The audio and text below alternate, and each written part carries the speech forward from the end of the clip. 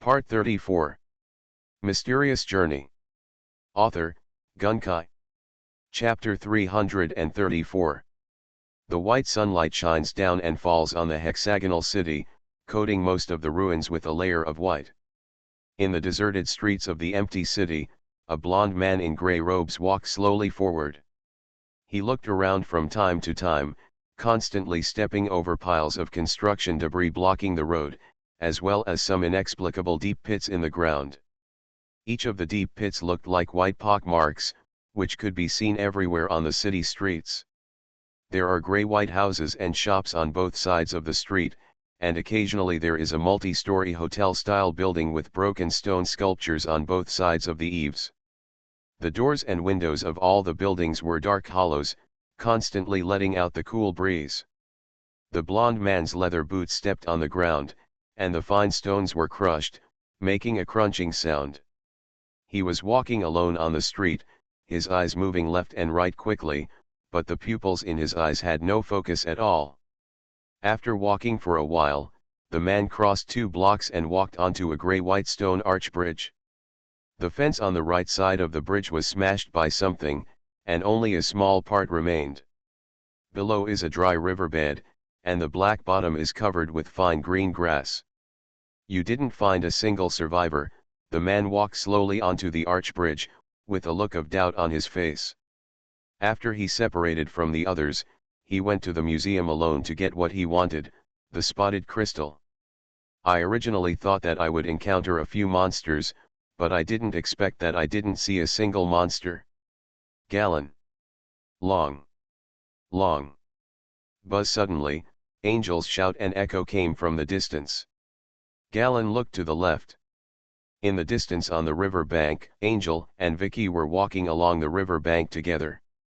Both of them were wearing bright red leather armor, which looked like 2 very clear little red dots. The shouts continued to echo in the empty city, and there were waves of echoes. "Have you noticed, Angel's voice came from far away. Garen raised his hand and moved it from side to side, indicating no.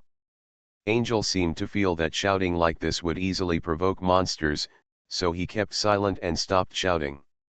Instead, he pointed in the direction of the river bank with his hand gesture. "It means that's where she's going." Garen understood what she meant and pointed forward in his direction. The 2 of them greeted each other and continued to move forward. After crossing the stone bridge, there was another gloomy street ahead. The cold wind blew some leaves on the ground and rolled them, making a hissing sound. There is a row of withered sycamore trees planted on the side of the street. There are not many leaves visible, only some dry leaves remain on the ground.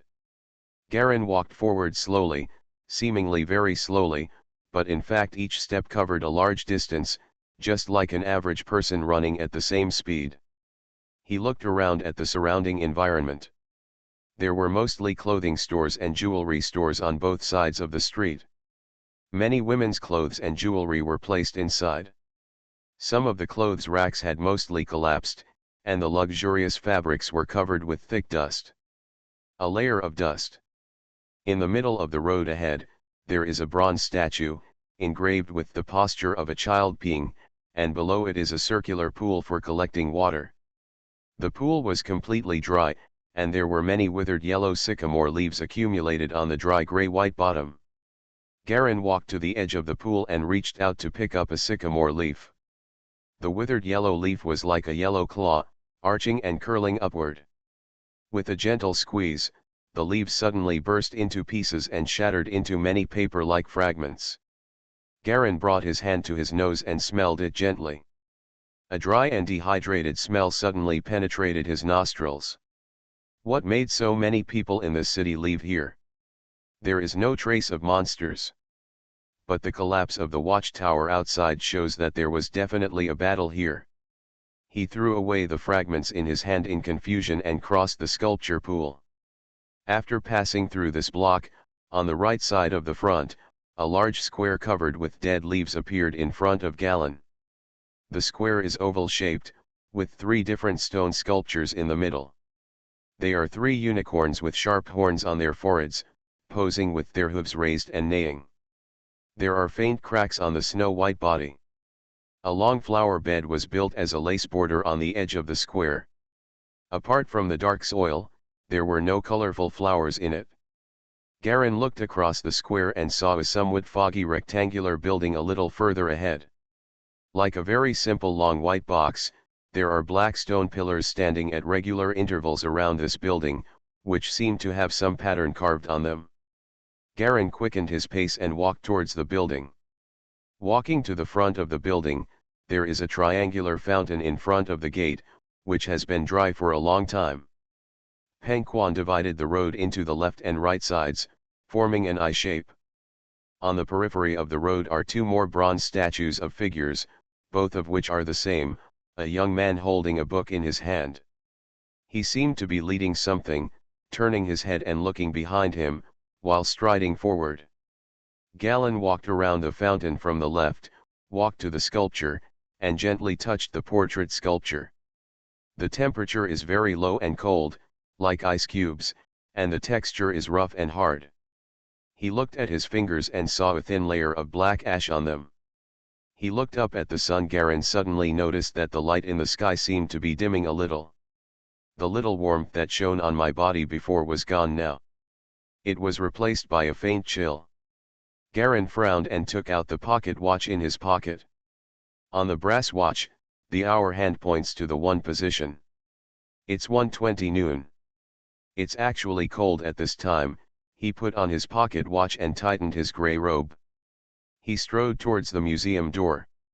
Outside the museum is a black ironclad wooden door, which is 2 people high and has a golden keyhole in the middle that looks very classy.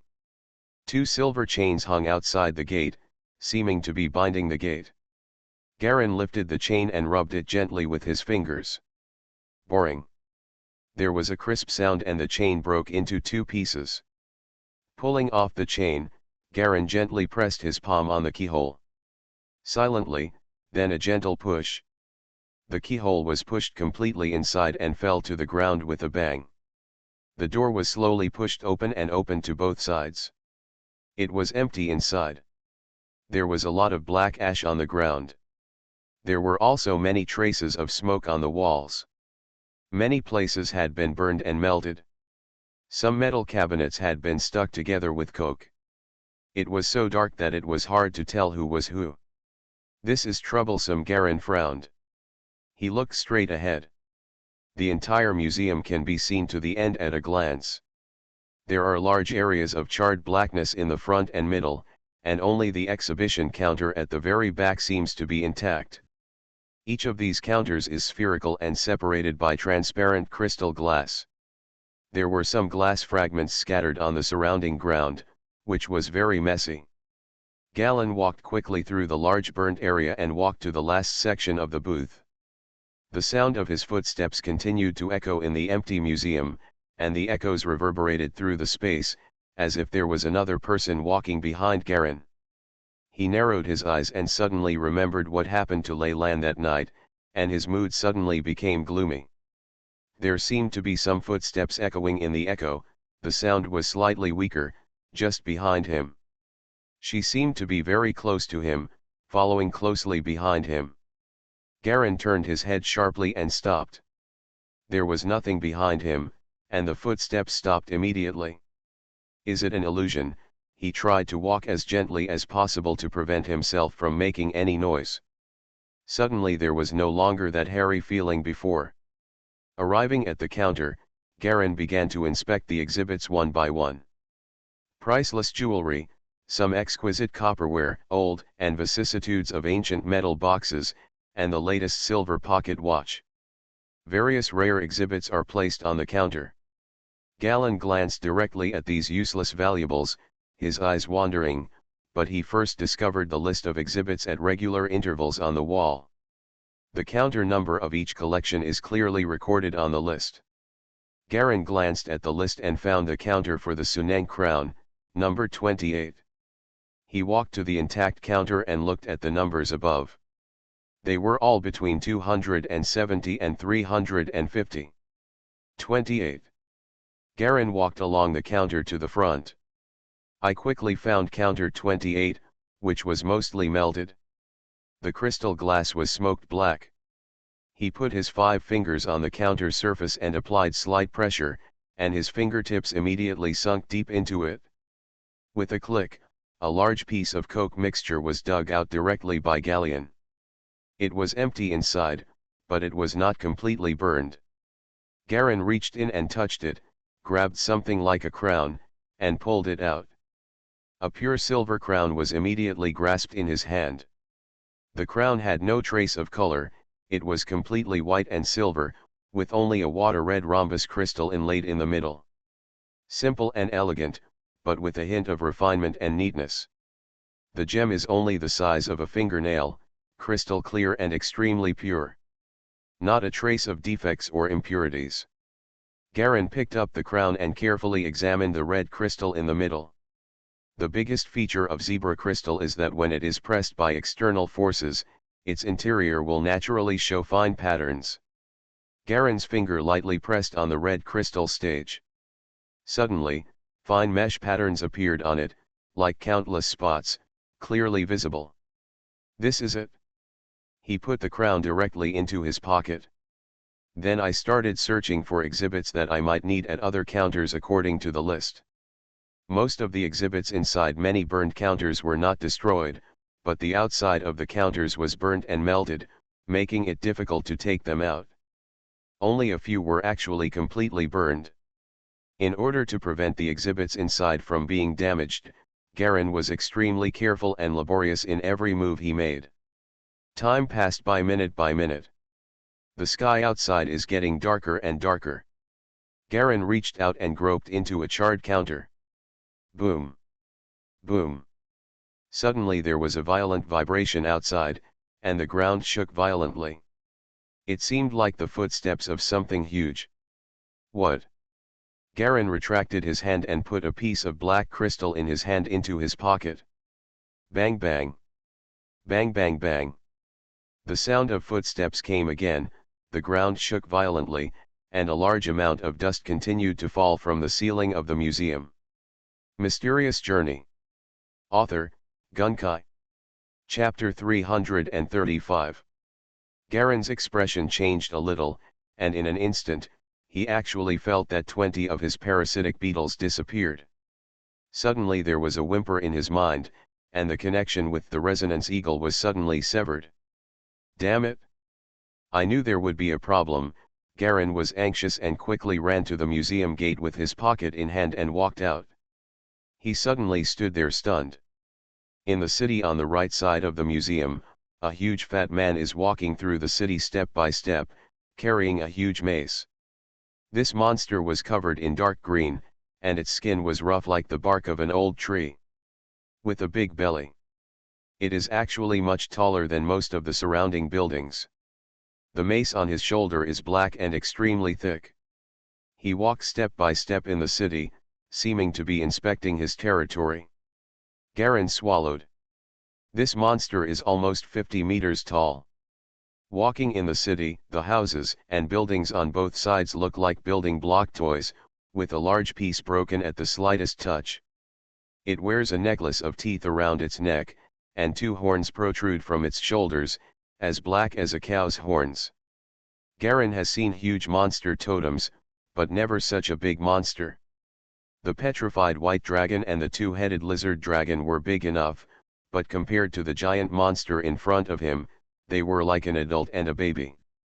Without even trying, Garin knew that they would definitely not be able to defeat them. A giant monster over 50 meters tall would leave a deep pit 5 to 6 meters long if it stepped down step by step. Garin quickly issued instructions in his mind, telling all the silver totems to escape from here. The troll seems to have discovered Garin here. The big dark green head bent down slightly and looked at Xiang Jialong curiously. Suddenly, it lifted the mace on its shoulder. No way. Garin suddenly felt something bad, and his feet suddenly exerted force while carrying the things. A few arrows quickly swept more than 10 meters. Boom! There was a deafening roar behind him. He looked back and saw that the entire museum had been completely destroyed. There was a huge mace pressing on the collapsed ruins, like smashing a cardboard box, without any obstruction at all. Hoo ho ho, the big fat man picked up the mace and let out a meaningless shout. He didn't know whether he was laughing or roaring.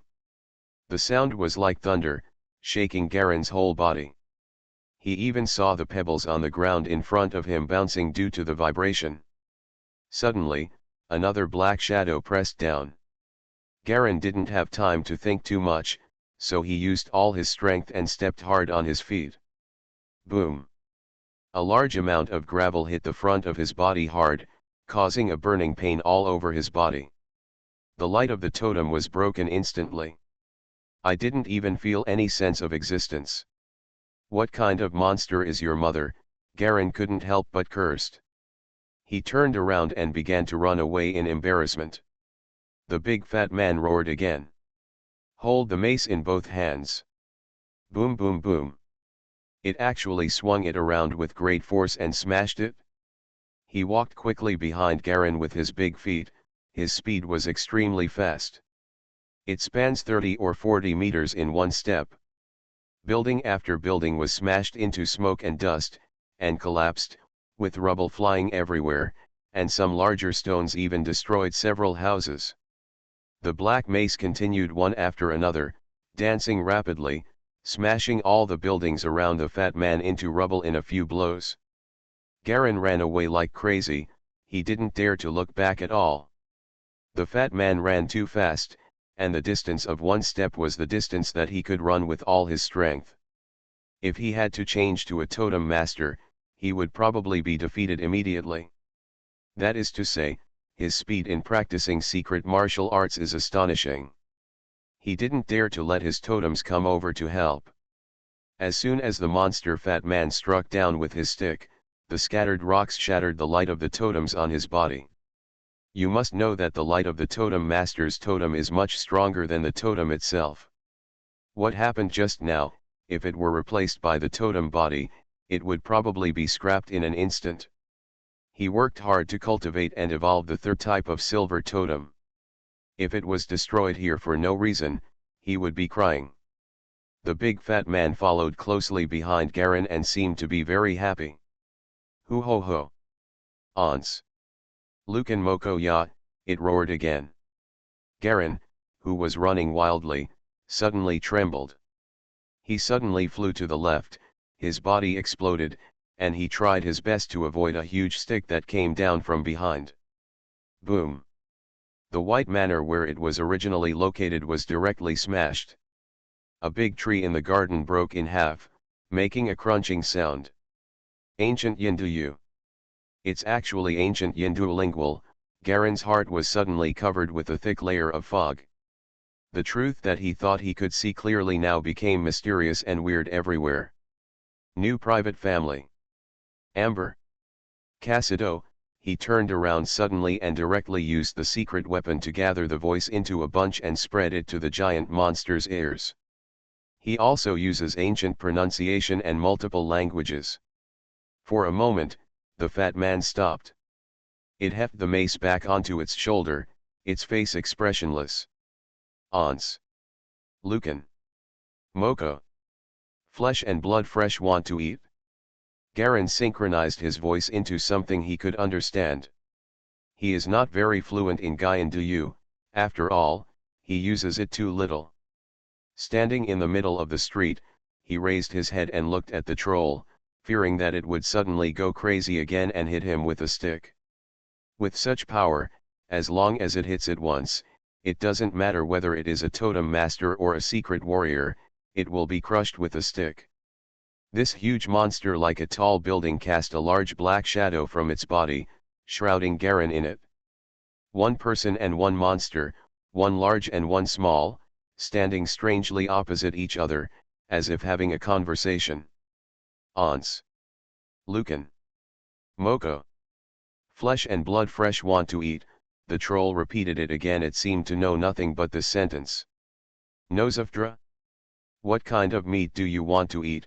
Garen tried to combine ancient sounds to ask the troll. Ons Lucan Moko. The troll said the same words over and over again. Thick saliva dripped from the two fangs at the corners of its mouth, and fell on the stone ruins below, immediately making a large area wet. Garen tried some other questions, but the troll had no response. It seemed to only know these words and kept repeating them, but fortunately it no longer attacked Garen. Garen tried several times, but to no avail. Finally gave up on communicating with the troll. He thought for a moment and gave the order in his mind. Soon, a large group of black parasitic beetles crawled in from outside the city. They were like black ant colonies, densely packed and moving towards the giant monster. The giant monster didn't move. He just grabbed a handful of black bugs with his big hand and stuffed them into his mouth. Chewing loudly. Large streams of yellow mucus flowed from his mouth. After eating 2 handfuls in a row, Garen had no expression on his face and just looked at the troll quietly. All his beetles were here. There were more than 200 of them in total, and the troll caught more than 30 in 2 handfuls. Time passed by minute by second, and the giant monster grabbed the beetles with its big hands and chewed them hard. Soon, even the last beetle was completely eaten by him. Hoo ho ho, the troll patted his big belly and roared again. The sound was like thunder, much stronger than before. Garen only felt a little pain in his heart, numbness all over his body, and his energy and blood were constantly loosened by the shock.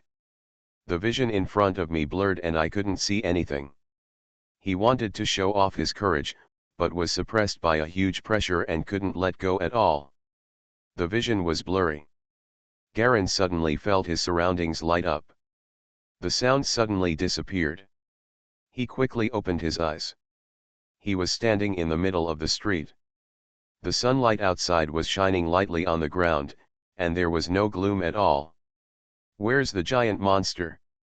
Where's that fat giant monster? Garen raised his head and looked around, but couldn't find any trace of the giant monster at all. As he walked back and forth, he saw that the museum was in ruins.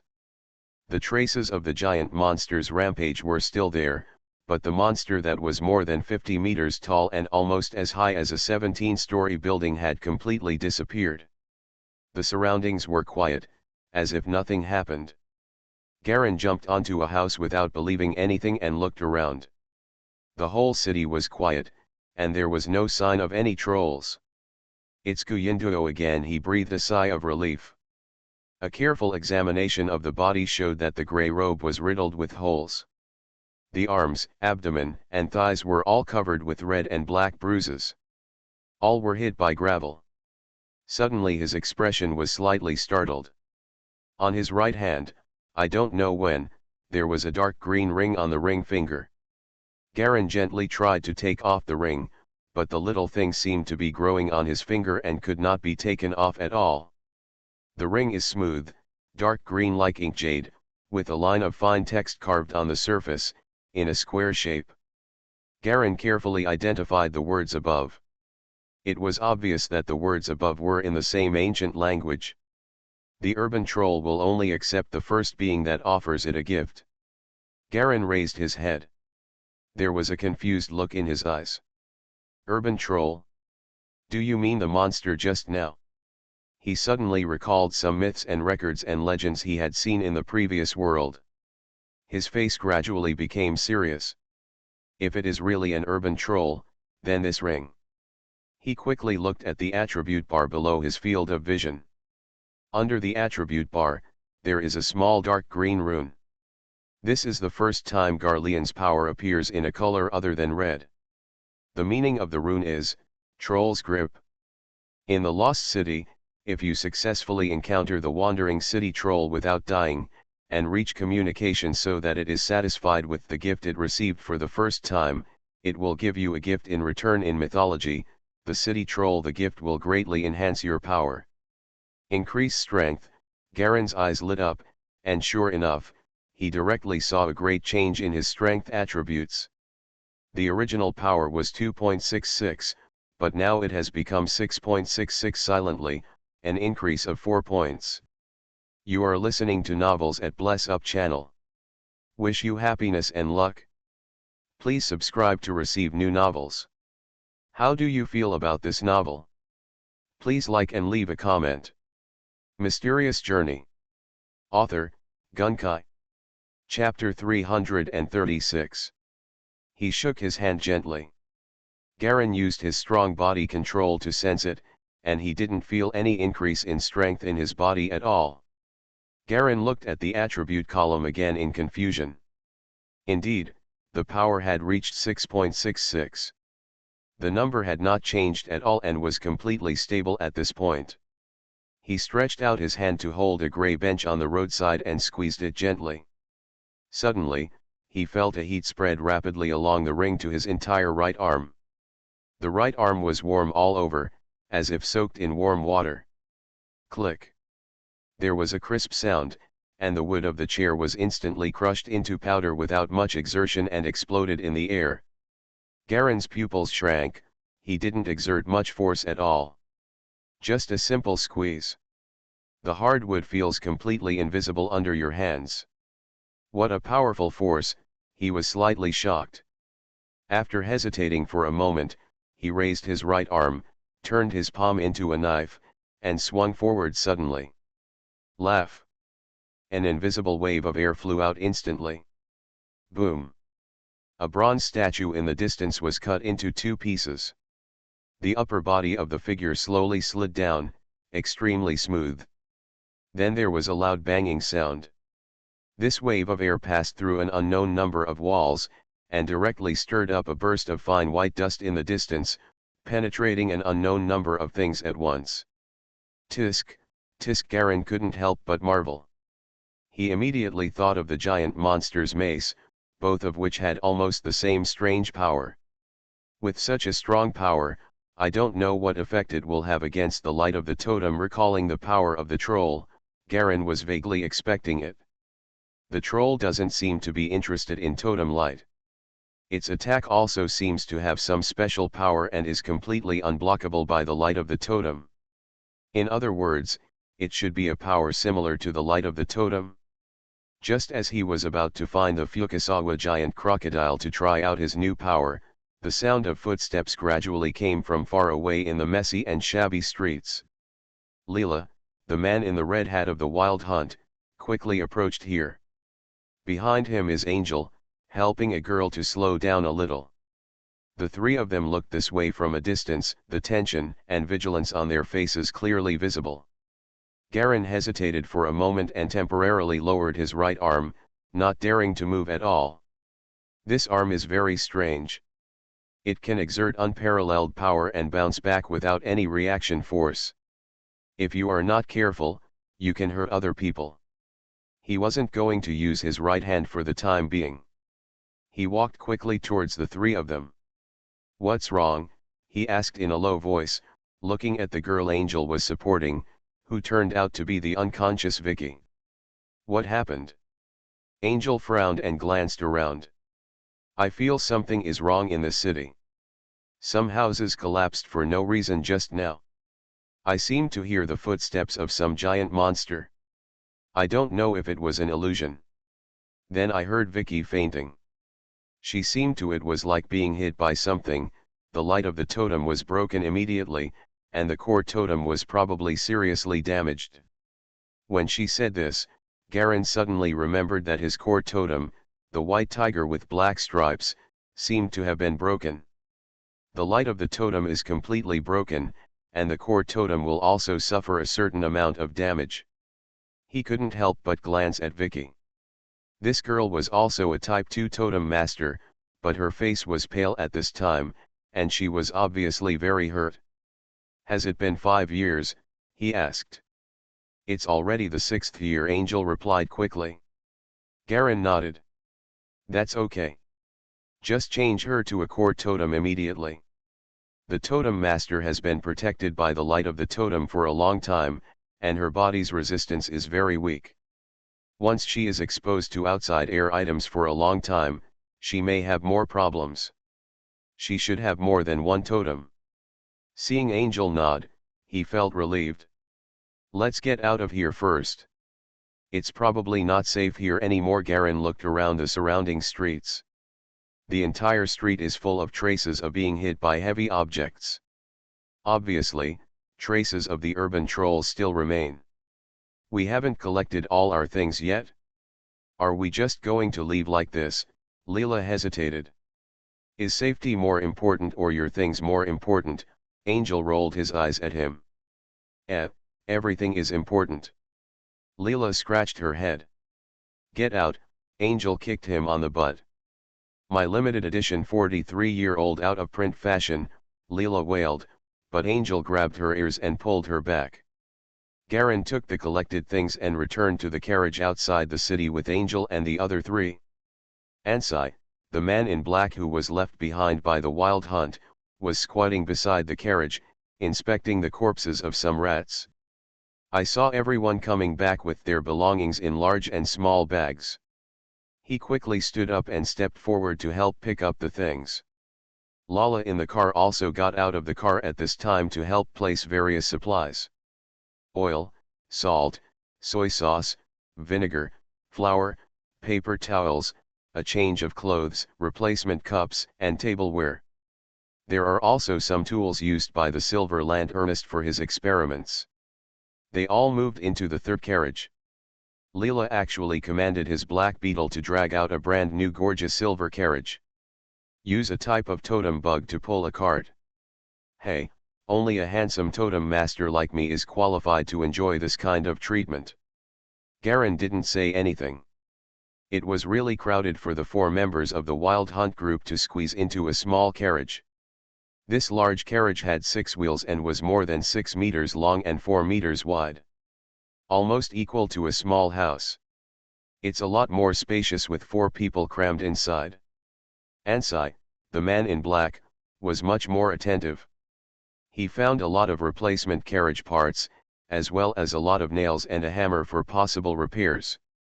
Angel and Vicky found many tools used by silver lantern makers in workshops, such as incubators, petri dishes, thermometers, Erlenmeyer flasks, centrifuges, etc. It's a pity that the unit factory was not found, but it is good to find these. After all, the unit factory involves the in-depth secrets of the workshop masters and silver lantern masters. Even if they cannot be taken away, they will be completely destroyed. After all, it is very likely that others can crack it from above. Technology to biological units. These are already very good. Garen nodded with satisfaction.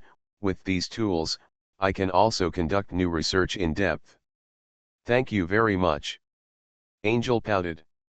Forget it if there is no tangible reward. You have one thing, and Ansai has another. Ansai is specialized in repairing totems. The melting machine, repairing instrument, separator, and precision instrument are all specialized. What do you think? The edges are mainly used for biological research. You can exchange them if necessary. I know. Garen smiled. Although Leland left, the foundation he left behind was enough. With these tools, he can start from the most basic experiments and quickly move towards his plan. After classifying everything, it was already afternoon and the sky was getting dark. Everyone returned to their carriages, and the city of Asulai in the evening seemed even more gloomy. There was no human habitation at all, no light at all, it was dark and empty. Standing outside the city, you can feel the air conditioning and chill that the entire city is constantly radiating. Garen turned the convoy around so that his carriage was at the front of the lane, Lala's supply carriage was in the middle, and the 2 carriages from the Wild Hunt were finishing at the end. He clapped his hands, and the 4 cars lined up and drove slowly away from Asulai city. Sitting on the car window, Garen took out a map and began to carefully check the next route. On the light yellow map, it is marked with a small red dot, and the words written next to the red dot are, Vindman Manor, Green Forest Province. Garen stretched out his index finger and gently lowered it to the bottom of the red dot on the map. Crossing a large forest, a river, and a mountain range. Finally it stopped at a city symbol. This is the city of Iger. We have to cross a mountain range, cross the Nasawaiya River, and pass through the Red Rat Forest before we can enter the Green Forest Province. I just don't know what these places have become. When he thought of the strange and huge urban trolls in the city, he felt something was wrong. Everything seemed to be off track. The experimental mutants and various germs and viruses released by the Black Sky Society seemed to be causing some unknown and strange changes. The world seems to be becoming more and more mysterious. Laugh. His index finger accidentally pierced the map, landed on the table below, and mercilessly pierced a hole in the table. Garen reacted immediately and quickly pulled out his right index finger, with a look of helplessness on his face. He looked at the troll's grip on his finger. This dark green ring was inconspicuous and tightly set on his ring finger. "Is this the change that Black Sky Society hopes to happen?"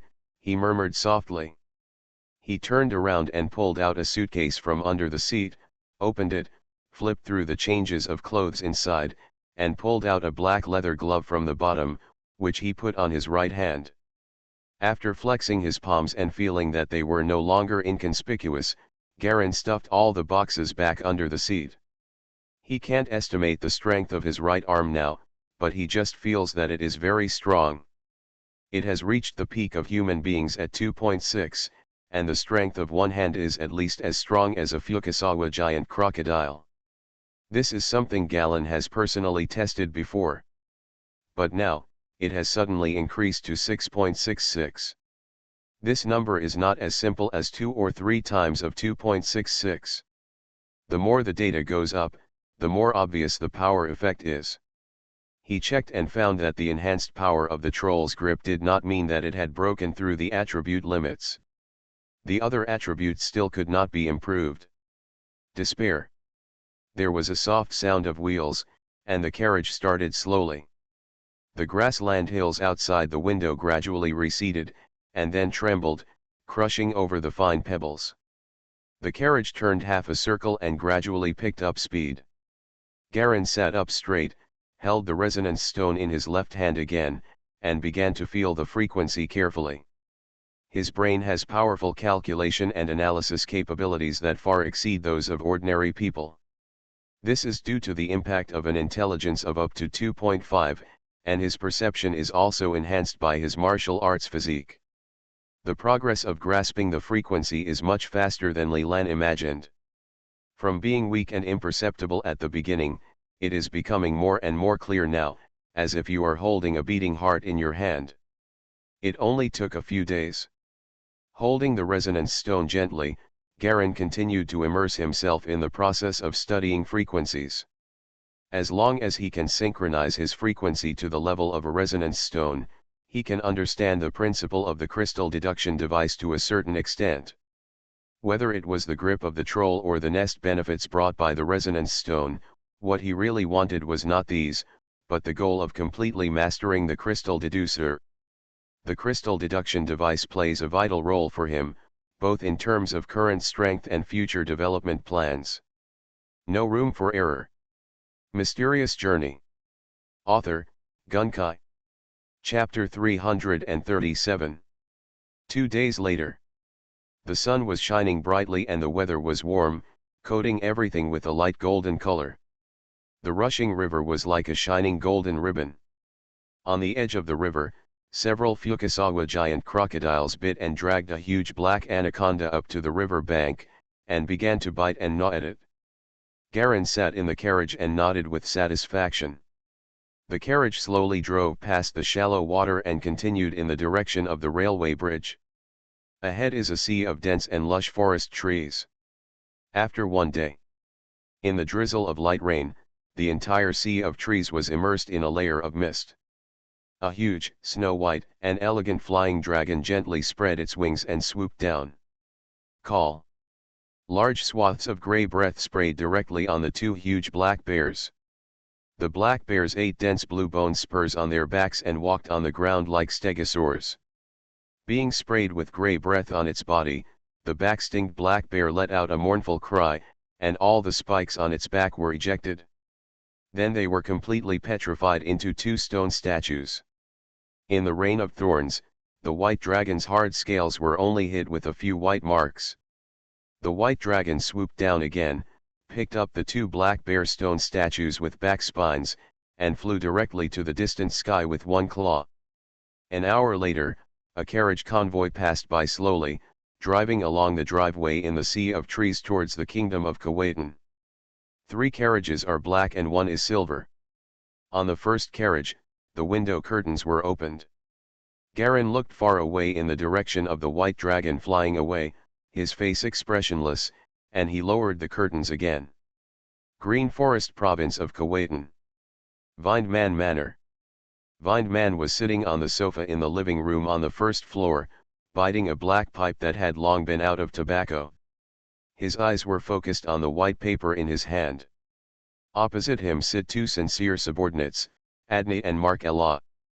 Both of them are wearing strange black and purple armor. The armor overall looks hard and majestic, but it is inlaid with some dark red crystal lines, which are like blood vessels. The red liquid is constantly flowing, and from time to time you can see several bubbles floating in the liquid. What is Guy Li trying to do again? It seems that she was not hurt last time, and she still doesn't know how to repent after losing 2 Type 2 Totem Masters. Vindman looked gloomy and gently folded the white paper. Now Her Royal Highness the 12th Princess will arrive in person soon. No matter how hard she struggles, she can't do any tricks. It's just what? Sir, Adna gently wiped the short knife on her hand. As long as Her Royal Highness the 12th Princess arrives, the accompanying Master Masoya and you will definitely be able to kill that disgusting ugly woman. 2 Type 3s. No matter how hard she struggles, it's useless for the Totem Master. Vindman leaned back on the sofa. It's just that this peace treaty came in such a timely manner. It's obvious that Guy Lassie's side is very well informed. He looked a little unhappy. Indeed, the information is too good. Marcelin nodded, with some worry on his face. We didn't even get the news until this morning. Why do we care so much? As long as we are strong enough, we can just kill any situation we face, Adna said nonchalantly. Vindman nodded, his face looking a little better. Now on the main battlefield, it is said that spiritual totem masters have even been used.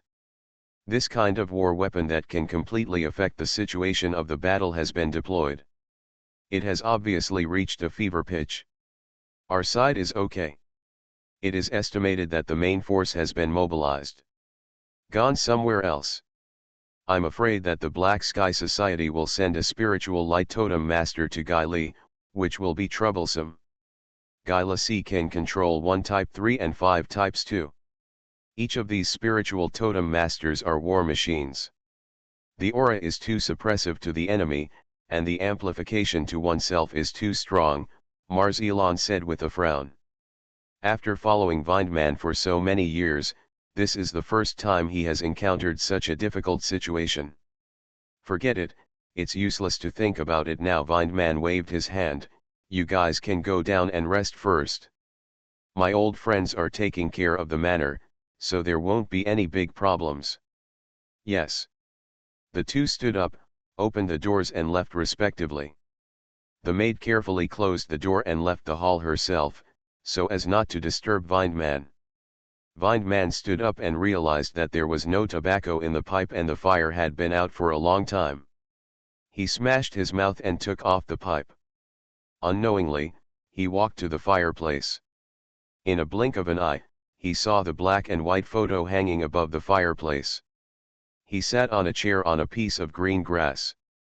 Ahashia stood behind him, leaning down slightly with a bright smile on his face. He looked at the photo quietly for a long time, took a long breath, and reached for the tobacco box under the photo frame. Green Forest Province. In an underground secret room at Rosewood Manor. Every place has been cut off for a long time now, and we can't support our independence for long. We have to make plans early. Guy Li frowned and looked at the crystal ball in front of her. The white crystal ball was faintly flashing with a subtle red light. The entire underground secret room was slightly illuminated. You should stabilize that side first. It's also difficult to do it on the branch side. Several people have defected within the headquarters, and there is no progress in the frontal battlefield. There is even a backlash on the Xenia side, and this was only a few months ago. I have received news, and I don't know what the situation is now. There are too many places where I need support troops. An old man's voice came from the crystal ball. I don't care. Anyway, you have to make arrangements for me as soon as possible. I really can't stay here any longer. Guy Lassie was furious. That damn, disgusting, rotten vined man who should be fed to dogs is still here. I trained an ultimate body and almost broke my left arm last time. It's 18 points of ruggedness. You can send me wherever you want. Don't worry, I'm just a brigadier general. I don't know what the arrangements are. Cowatan superior generals focus on the capital of Cowatan and Titan City. They don't even bother to pay attention to our information report. The old voice was helpless. Explain. Anyway, it's up to you. I've already sent a peace treaty letter to Vindman. Guy Lee angrily turned off the crystal ball. She still didn't fully understand this new thing, but this didn't hinder her. She uses it to enhance her own strength. Putting the crystal ball away, she walked to the right side of the secret room, pulled out a hidden compartment on the wall, and took out a black envelope from it. After tearing open the envelope a few times and taking out the letter paper, Guy Lassie began to translate the secret language carefully word by word. As more and more content was translated, her face became better and better. Is there such a thing? Finally, she put down the letter, her face completely clear. There was also a strange smile on the corner of his mouth. Oh, Leela pulled Garen's arm with all her might, pressing her whole body down, her face turning red. Can you stop making that sound of holding in your bowels? Angel covered his forehead. The strength of a wrench is the strength of a wrench, and there is such a disgusting accompaniment. Do you feel my blood flowing? That's power. Oh, my power is burning, Leylan roared and pressed hard on Garen's arm again. Garen looked at this guy speechlessly. He was arm wrestling with Leylan with his left hand. Because the light of Vicky's totem was destroyed, he actually got a fever after just being exposed to the air for a while, which showed his difference in physical fitness. Being bored along the way, everyone crowded into the largest carriage to develop entertainment projects. As a physical exercise, the program is all about arm wrestling. Unfortunately, Garen has no pressure to fight alone. After Garen defeated 3 women and Ansai, his seemingly thin body immediately aroused Layla's interest. This guy thought he had an opportunity and was the last one to come up and prepare to end Garen's undefeated legend. Leela sucked the milk with all his strength, and a leopard's paw was quietly placed on the back of his left arm. It was his totem beast, and a powerful force suddenly spurted out. Hey, you didn't expect it, I still have this last trick. He felt proud. The totem leopard's concealment was very good, especially the deputy totem shadow leopard. No one noticed that he was planning to cheat. Suddenly, he noticed that Garen's attention was distracted by the eldest sister's words. It's now. One person and one leopard exploded violently, pressing their paws down frantically. Ah! Your myth. End it with me. Ouch. Bang. One hand and one claw came down hard, hitting Garen's left hand. Then. There is no more. Did you just say something? Garen turned his head blankly and looked at Leela. I thought I heard you talking about myths or something. Leela looked at Garen's motionless arm blankly, then raised her head and looked at the other party. I didn't say anything. Oh, Garen turned his face sideways and continued discussing the topic with Angel. Lala and Vicky on the side covered their mouths and snickered. Ansai checked the gaps in the carriage and shook his head speechlessly. In fact, everyone knew about Layla's cheating and knew his slogan quite well, but this guy was indeed a treasure to everyone on the journey, but no one exposed him. The carriage moved forward at an even speed. Every once in a while, everyone took turns releasing totems to monitor the outside, but no monsters that reached Type 2 were found. This makes everyone strange. I feel so relaxed that I can't believe it. Angel shrugged and glanced at Garen. Do you have any good ways to avoid monsters? This is kept secret. Garen smiled mysteriously. It's not worth it if you tell me. I still hope to use this to go to the capital of Kuwaitan to get some good stuff. Always secretive. But since some time ago, why are you wearing a glove on your right hand? Angel looked at the black leather glove on Garen's right hand. This guy was wearing one hand but not one hand. Well, I have to say, it looked pretty cool. He looks like one of those mighty and strong top boxing champions. As a totem master, she has always envied those professionals with strong bodies. This is because my right hand was injured and I didn't want you to see it, so I wore a glove to cover it, Garen explained calmly. He was going to find an opportunity to test the actual power of his right hand. He put the core totem of the white tiger with black stripes to Ansai and asked him to help him repair it. In Asulai city, because the light of the totems on his body was all penetrated, all the totems suffered more or less injuries. Among them, the core totem was the worst, with almost half of its body destroyed. This made Garen furious after finally finding the spotted crystal. It was not easy to evolve, but I didn't expect this to happen again. The difficulty of repairing and evolving core totems made Garen increasingly gravitate toward biological totems. For his plan, only biological totems could achieve his goals. After chatting with everyone in the carriage for a while, he got off directly. At night, it was quiet outside, except for the faint sound of a cow roaring in the distance. I didn't know what kind of monster it was. On the top of the largest silver carriage stood a silver owl, its two pale yellow eyes emitting a faint blue light in the darkness. Like two big light bulbs. The owl stands motionless on the roof of the car, like a sculpture. Garen glanced at it, turned and walked towards the rear of the convoy, and soon disappeared into the darkness. He shook his right hand slightly. This time he wanted to try it with the most powerful two-headed lizard dragon to see how much strength and improvement the troll's grip brought to him. Mysterious Journey. Author, Gunkai. Chapter 338. After walking back along the convoy for a few minutes, Garen found a dark and silent forest. Stand in the middle of the woodland and wait quietly for a moment.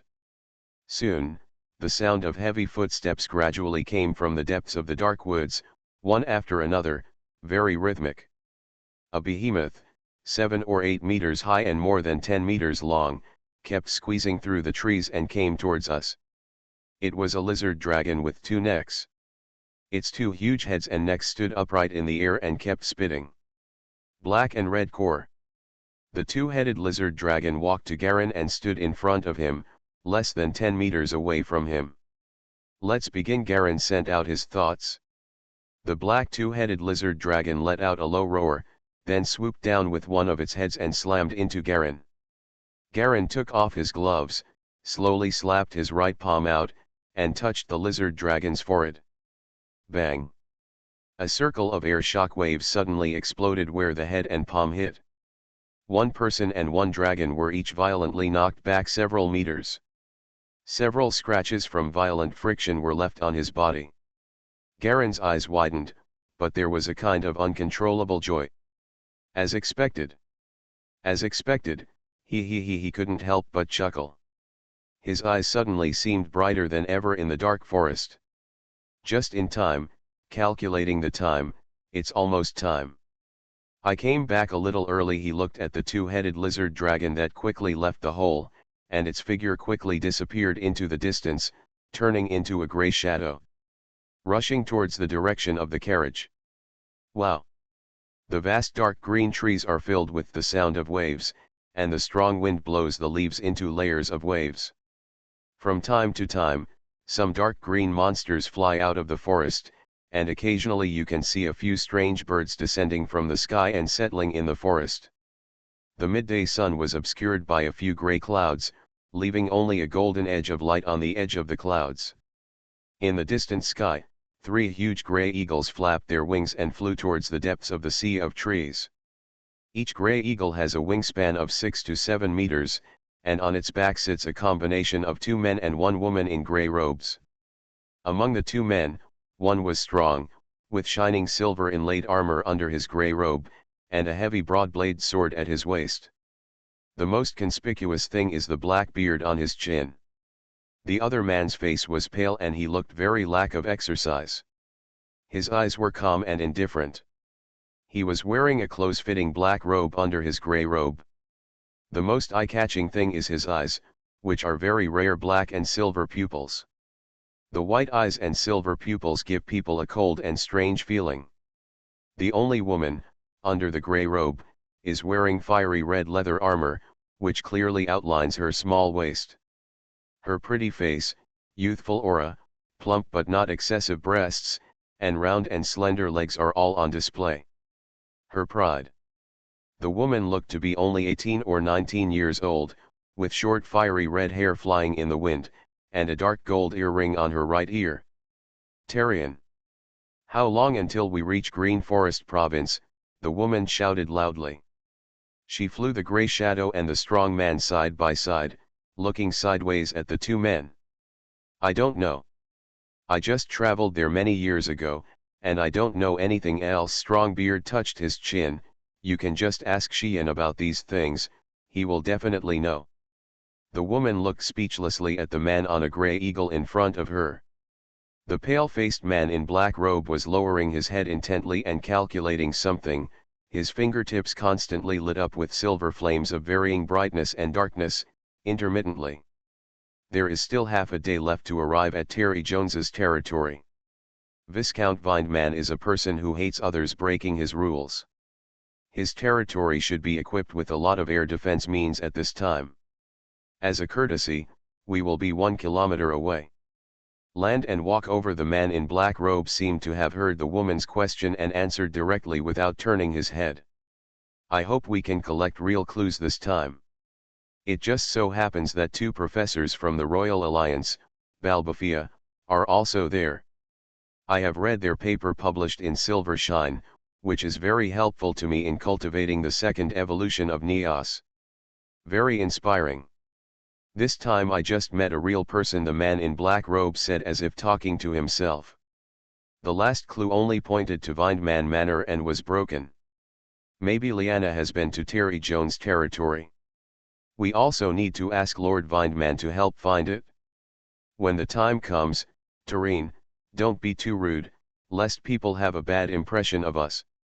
If we don't help, we will be in trouble, the woman in red armor warned in advance.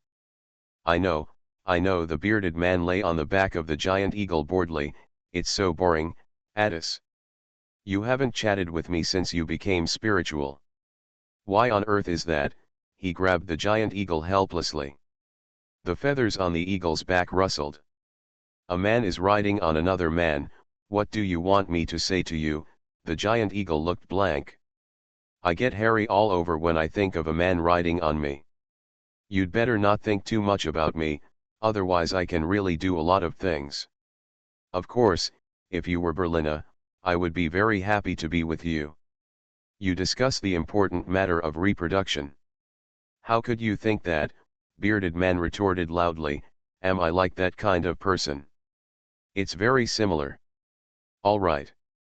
Bylina on the side suddenly laughed. You will be looked down upon by your own court totem. Tareen, you are the first one in history. If I had known, I wouldn't have enlightened him with wisdom in the first place, Tareen muttered dissatisfiedly. Attention, there is another monster ahead. The man in black robe closed his eyes and accurately reported the numbers. 1 Type 2 acid bird and 3 Type 1 black-billed geese will enter the attack range in 1 minute. I'll do it this time, the red-armored woman said enthusiastically. My fire flowers are the most convenient for group battles. In a distant dense jungle, an extremely thick brown giant tree stands tall and tall. The giant tree is tens of meters in diameter and supports a huge shade of several kilometers. The dense leaves are like a blue blanket, fluffy, hitting the top of the giant tree. The sun shines directly, and only a few golden light spots are scattered in the shade of the trees. At the bottom of the tree trunk, between the tangled roots, there is a tree hole that is more than 3 people high and 2 people wide. Inside the tree hole is a wide and empty brown wooden hall. There are 3 flower pots on both sides of the wooden hall, and 2 flower pots directly above. Hiss. After a soft sound, 6 of the 8 flower pots in total suddenly heard movement. In a circle the size of a wash basin, a green seed quickly shot out of the soil, took root, sprouted, grew and matured, and soon bloomed into small black flowers. Then it produces black fruit and falls into the pot. The fruit rots and spreads, and turns into seeds again to germinate and grow. In less than 10 seconds, the flower pot was filled with dense green vines. Many vines were intertwined and raised upwards, forming a dark green plant column, rotating and staggered, as high as a person. There are a total of 6 flower pots, and 6 dark green plant columns appear in each. The leaves of the rustling vines were twisting and entangled. Above the first column on the left, an old face full of wrinkles gradually appeared. This face is actually made of a dense combination of leaves and branches. It looks like it has a nose and eyes, with complete facial features. "Are there 2 more who haven't come?" the old man spoke, his voice hoarse and dry. The remaining 5 green pillars also have different leaf faces. "Davis, you are always the first to come out," the second old face on the right said calmly. "You're about the same." Lena Davis didn't say much. The rest of the people remained silent, just looking at the 2 flower pots at the top. Soon, a red seed broke out of the flower pot on the left and quickly grew into a red plant pillar. An old face with a long beard emerged above it. "Sorry for keeping everyone waiting." Longbeard coughed twice. "I have asked Shi Yan to leave.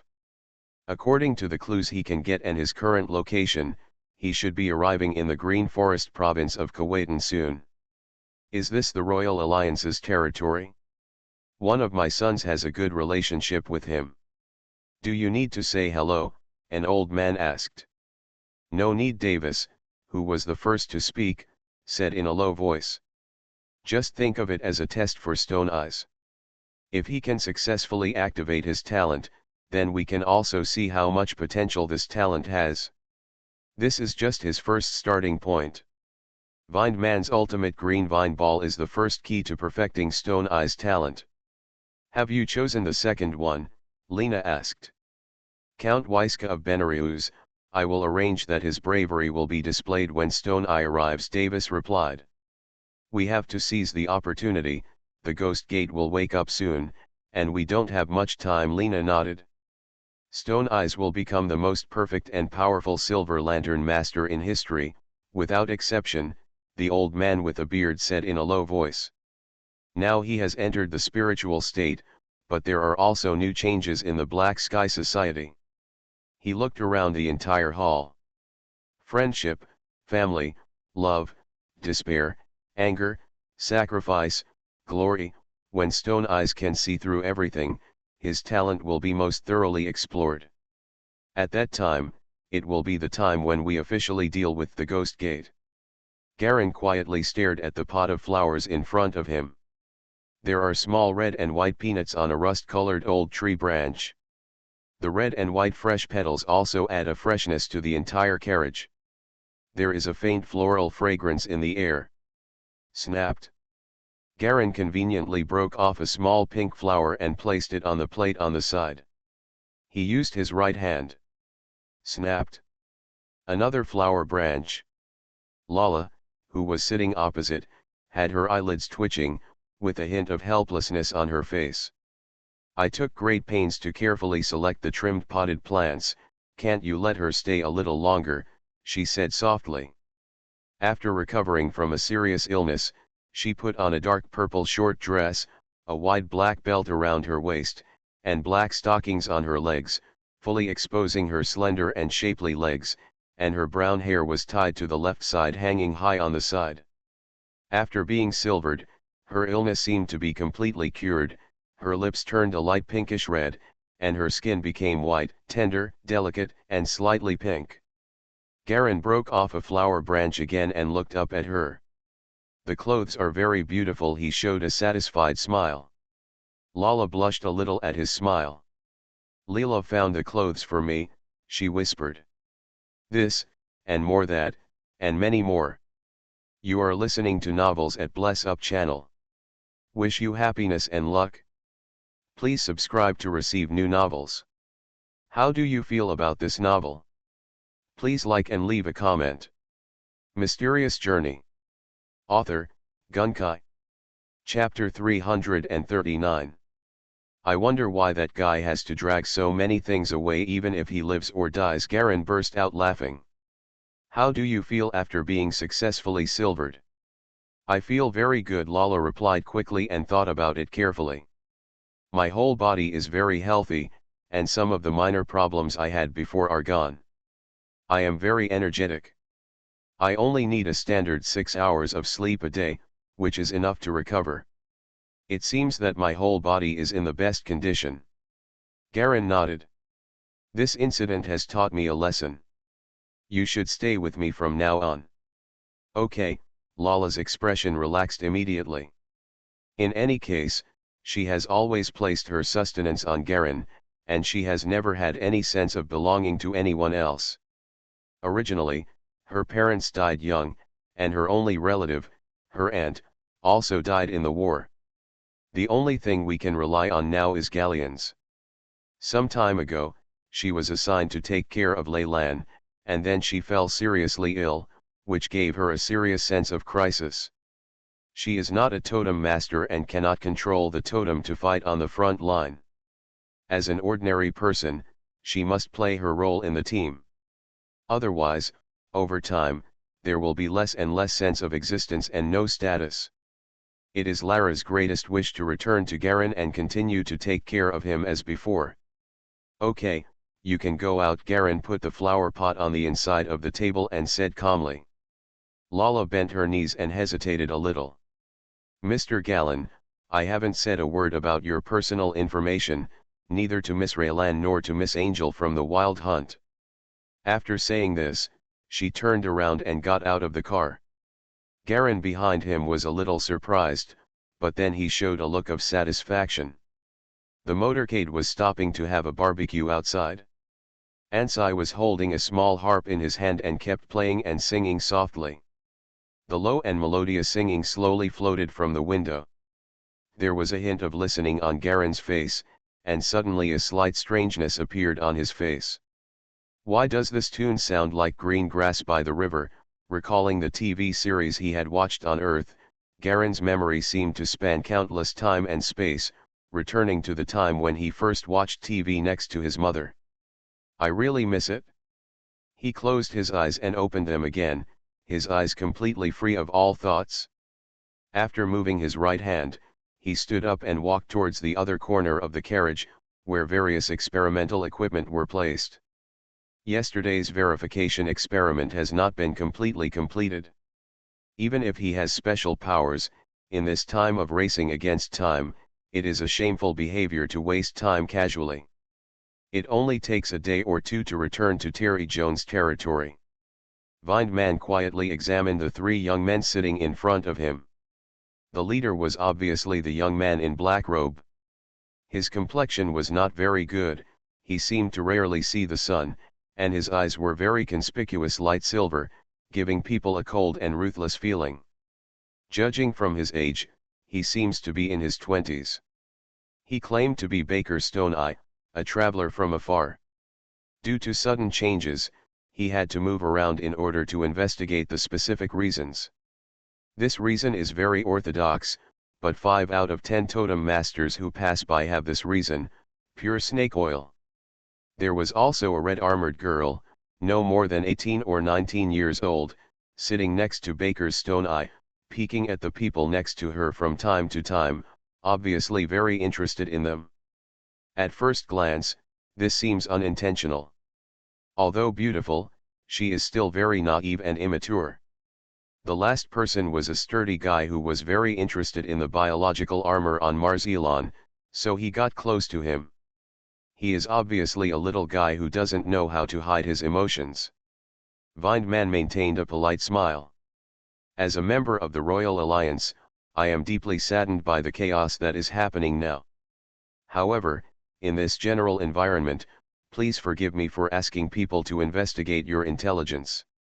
After all, we also have powerful and insidious enemies. Your Majesty, the Viscount's behavior is normal, and it is taken for granted. Being able to take us in for a short break in troubled times is already a great favor. If there is anything you can do to help, please don't be polite. Baker's stone-eyed face said. Also maintain a polite smile. Regarding the matter of tracing Liana's disappearance, it is naturally impossible to raise it directly. First, inquire and investigate secretly. If nothing is found, it is not too late to ask the Lord for help. After all, the local Lord may also be among the suspects. For being able to generously extend a helping hand, on behalf of all the people led by Terry Jones, I thank you for your support. Vindman solemnly thanked the three Baker Stone Eyes. You're welcome, the three of them responded quickly. This is what we are supposed to do. Then, I have to leave for a while. If you need anything, please ask the maid to do it. Vindman stood up. In addition, my territory is the front line of the fight, and the monsters behind have basically been eliminated. It's done, go inside, it's the current human defense zone. If you want to leave after a while, I can send someone to take you to other cities. Thank you, Lord Viscount. Baker Stone Eyes stood up and bent slightly. Well, have a good rest.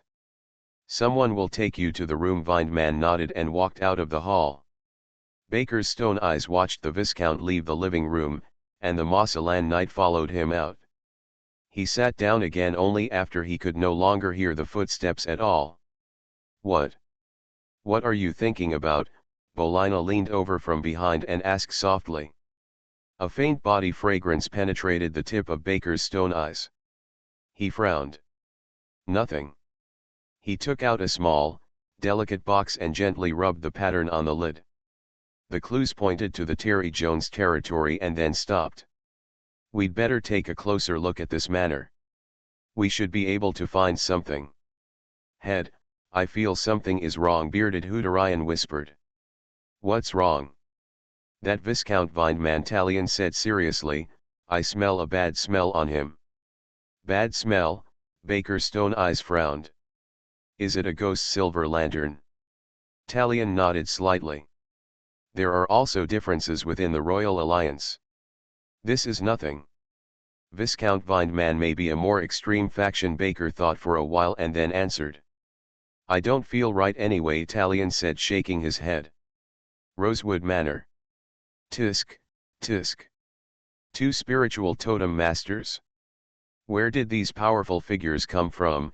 Guylacy was wearing a flirtatious red dress, holding the message from her subordinate totem masters in her hand, her expression indescribable surprise.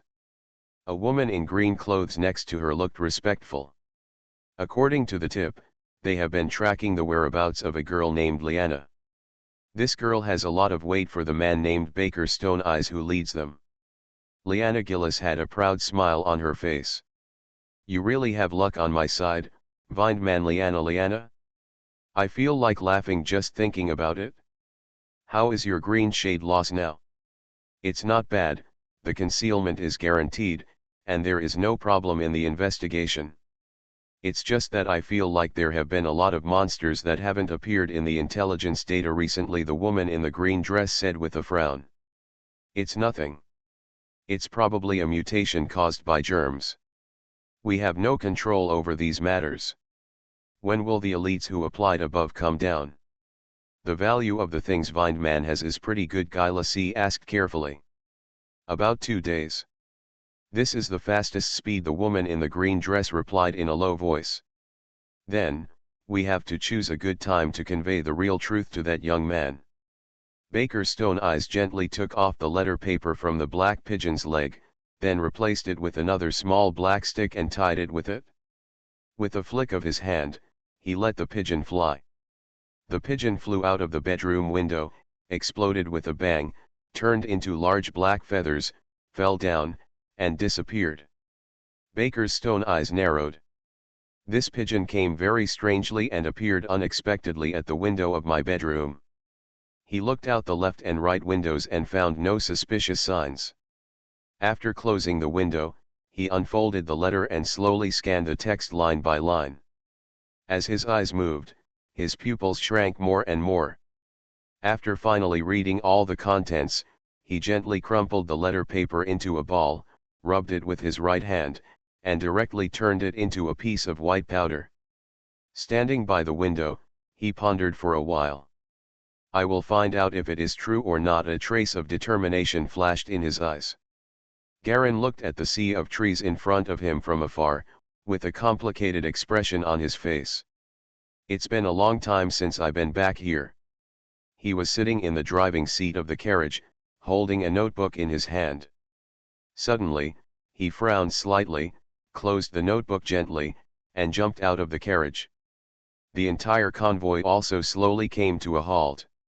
Garin took a few steps forward, and 4 Fukasawa giant crocodiles slowly lurked forward from different angles around him. These killers lurking in the shadows can swoop out in a tenth of a second and bite their prey without letting go.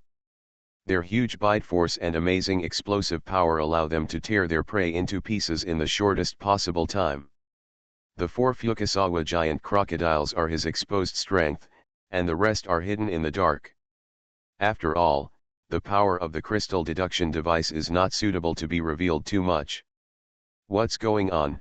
Angel asked from behind. Garin raised his hand to indicate there was no need to worry. He walked under a big tree and touched the root.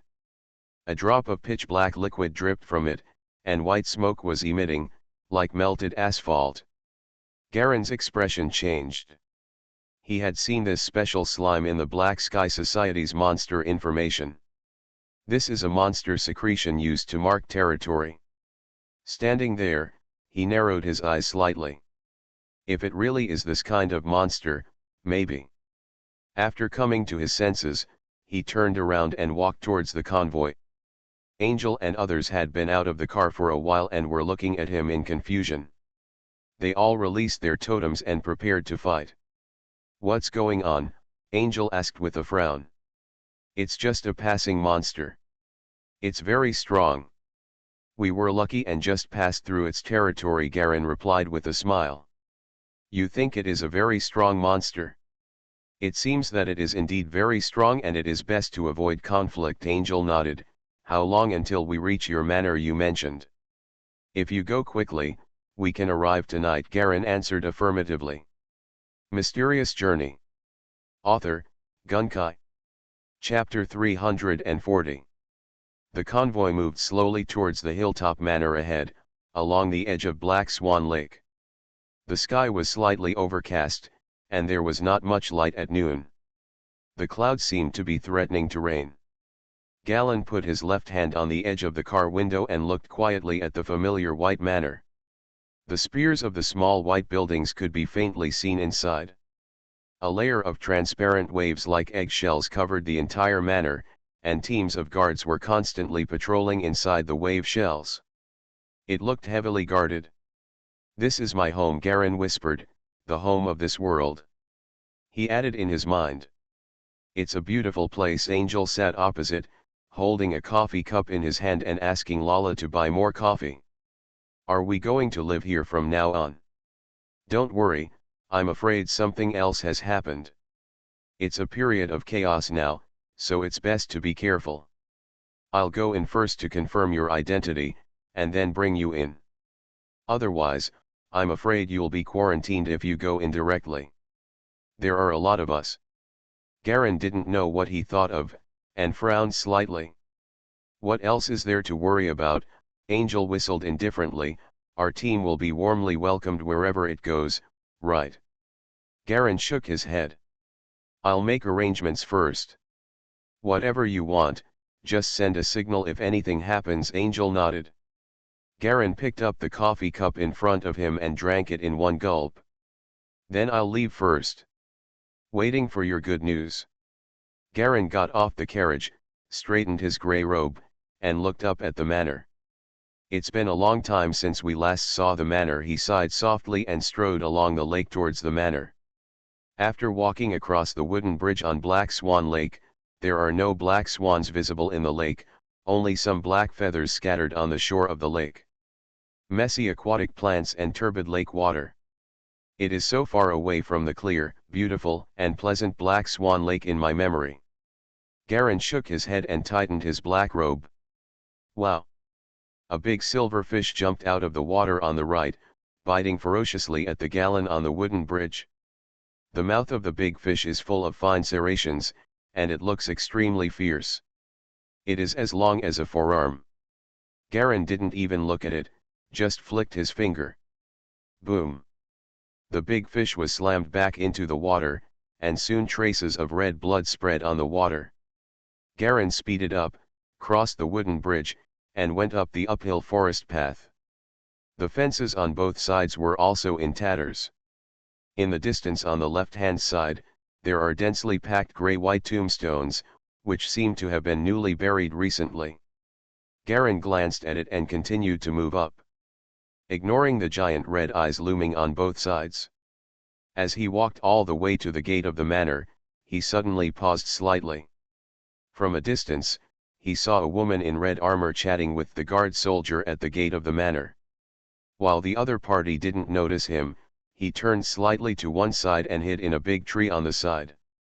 Soon, a vague crowd began to gather in the manor, and it seemed that a team was preparing to go out. Hurry up! Where is Charles? He's not slacking off again, is he? He should be on duty at this time. Call him here. A loud voice came from inside. There were also faint sounds floating intermittently from afar. It's best to confirm the identity of the people by the lake below. Garrett. Where is Mr. Marzialon? Any new instructions? It seems that they have discovered the whereabouts of the carriage convoy. Garin felt relieved. Apparently the people in the manor had noticed the arrival of the convoy and were preparing to send people out to confirm the identity of the convoy. At this time, at such a close distance, it is necessary to confirm whether it is an enemy or a friend as much as possible. He thought for a moment, turned around and quickly turned into a gray shadow, speeding away towards where he came from. He was about to return to the convoy, and when he saw the red-armored woman, he knew that it was likely that Baker Stone Eyes and his group had arrived at the manor. The group of people in my memory included a beautiful woman covered in red armor. Since they had arrived early, the best way was to enter the manor in the name of a motorcade. Garin knew very well that Baker Stone Eye was the future star promoted by the Earth Flower Society, and they wanted to use it to reach the heights of the Ghost Gate and fight against the Black Sky Society.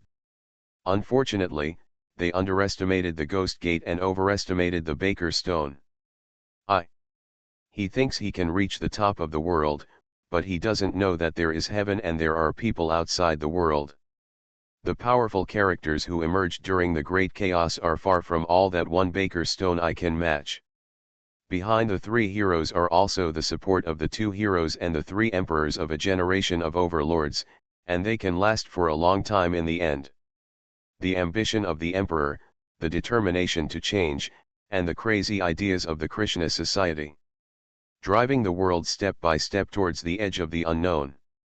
Just in time, let me see how strong the potential of the future pillars of the Daihua society is. A hint of curvature appeared at the corner of Garin's mouth, and his body accelerated again. Half an hour later, Angel led the convoy slowly into the gate of the manor.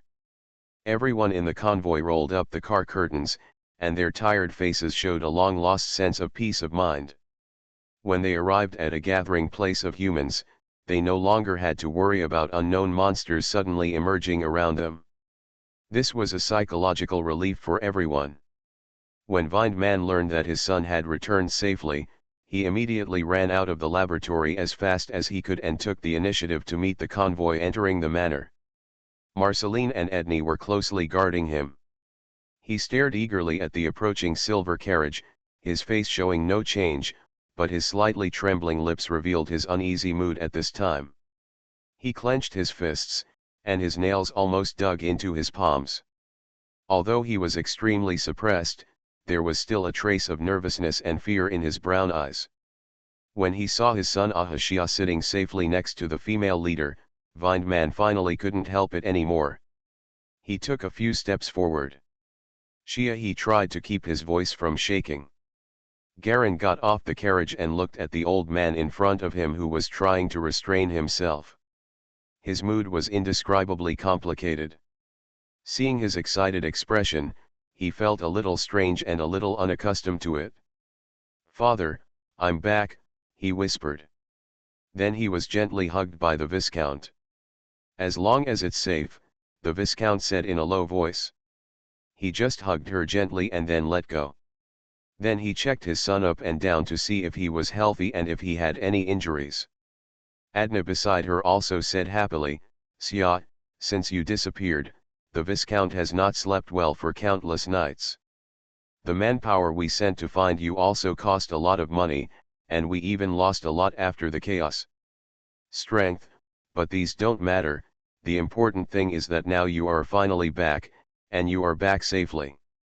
Safety is the most important thing." Marcelin nodded heavily at the side. He looked at Ahashia in front of him. This once young and immature boy had now become more mature, with some golden beard growing faintly on his chin. Galen gave Mark Ella and Adna a hug respectively. No matter what, these people will definitely stand by his side no matter what and will always support him. When he thought of this, Garen couldn't help but feel a sense of relief in his heart. "This is Angel. Her wild hunt rescued me in Titan City, and then she was hired by me to come back here," Garen introduced. Then he introduced the rest of the wild hunting group to the Viscount and Mark Ella one by one. In the manor, Baker Stone Eyes and others, as well as the two totem masters guarding the manor, Bar and Baphia, all came out together. Seeing the big commotion, both parties showed soft expressions of happiness for the Viscount. Whether you like it or not, this scene of relatives returning home will eventually resonate with many people. Baker Stone Eyes also remembered the scene when he left the town and said goodbye to his teacher. Baal and Baphia were also evoked a sense of homecoming. Both of them are old friends of Vindman, and they were just invited to defend the manor's stronghold. After some pleasantries, Angel was beyond Garen's expectation. He showed good character and upbringing, and his every move was not disrespectful at all. This plump woman in red communicated with Vindman respectfully, telling half-truths and half-false details that had been discussed in advance. Garen carefully looked at the crowd around him, and he recognized Baker Stone Eyes at a glance. This guy had obvious features, always had an indifferent face, and his white and silver eyes were particularly easy to recognize. There are also some unfamiliar faces in the manor, and they seem to be manpower sent by Vindman from outside. There are also missing some familiar faces, such as housekeeper Du Jian. He asked Brother Mazilan carefully and finally got a little understanding of the situation in the manor. The current Vindman manor is mainly occupied by two forces to maintain security. One group is the two of them under Vindman, as well as more than a dozen second-type totem masters below. These are the results of Vindman's years of management and the support of the Royal Alliance. The other group is Baal and Baphia, the two Royal Silver Lantern Masters. They are knowledgeable, not only in combat, spells, but also in repair, maintenance, and processing of spell arrays. They have good attainments. Both of them are followed by several students, including one type of totem master and another type too. Marzilan did not say what level Vindman himself was, but Garen knew that his father Vindman had a secret weapon. Although he is only a type 1 totem master on the surface, his power can barely reach type 3. It is the strongest strength of the manor. Soon, his attention was focused on Baker Stone Eyes and his group. This young man in black robe was smiling, but even his smile gave people a cold feeling. It seems that everyone and everything are looked down upon with a superior look. He does have the capital to be proud of, a powerful talent, an ancient inheritance, a mysterious teacher, and his own type 3 aura-like strength. All this is the basis of his pride. Noticing Garen's gaze, he smiled at Garen, very politely, with no intention of talking at all, with a hint of alienation and indifference. Perhaps in his heart, a Type -1 totem master is not worthy of his attention, and is just an insignificant person. They are Baker's Stone Eyes and his group. It is said that they came from a faraway place. They wanted to find a stable gathering place for humans to avoid the ubiquitous monsters. They just arrived at our place a few days ago. Elon was beside Garen. Explain. The group of people was walking towards the main attic, where the faint aroma of spice stew wafted from the hall.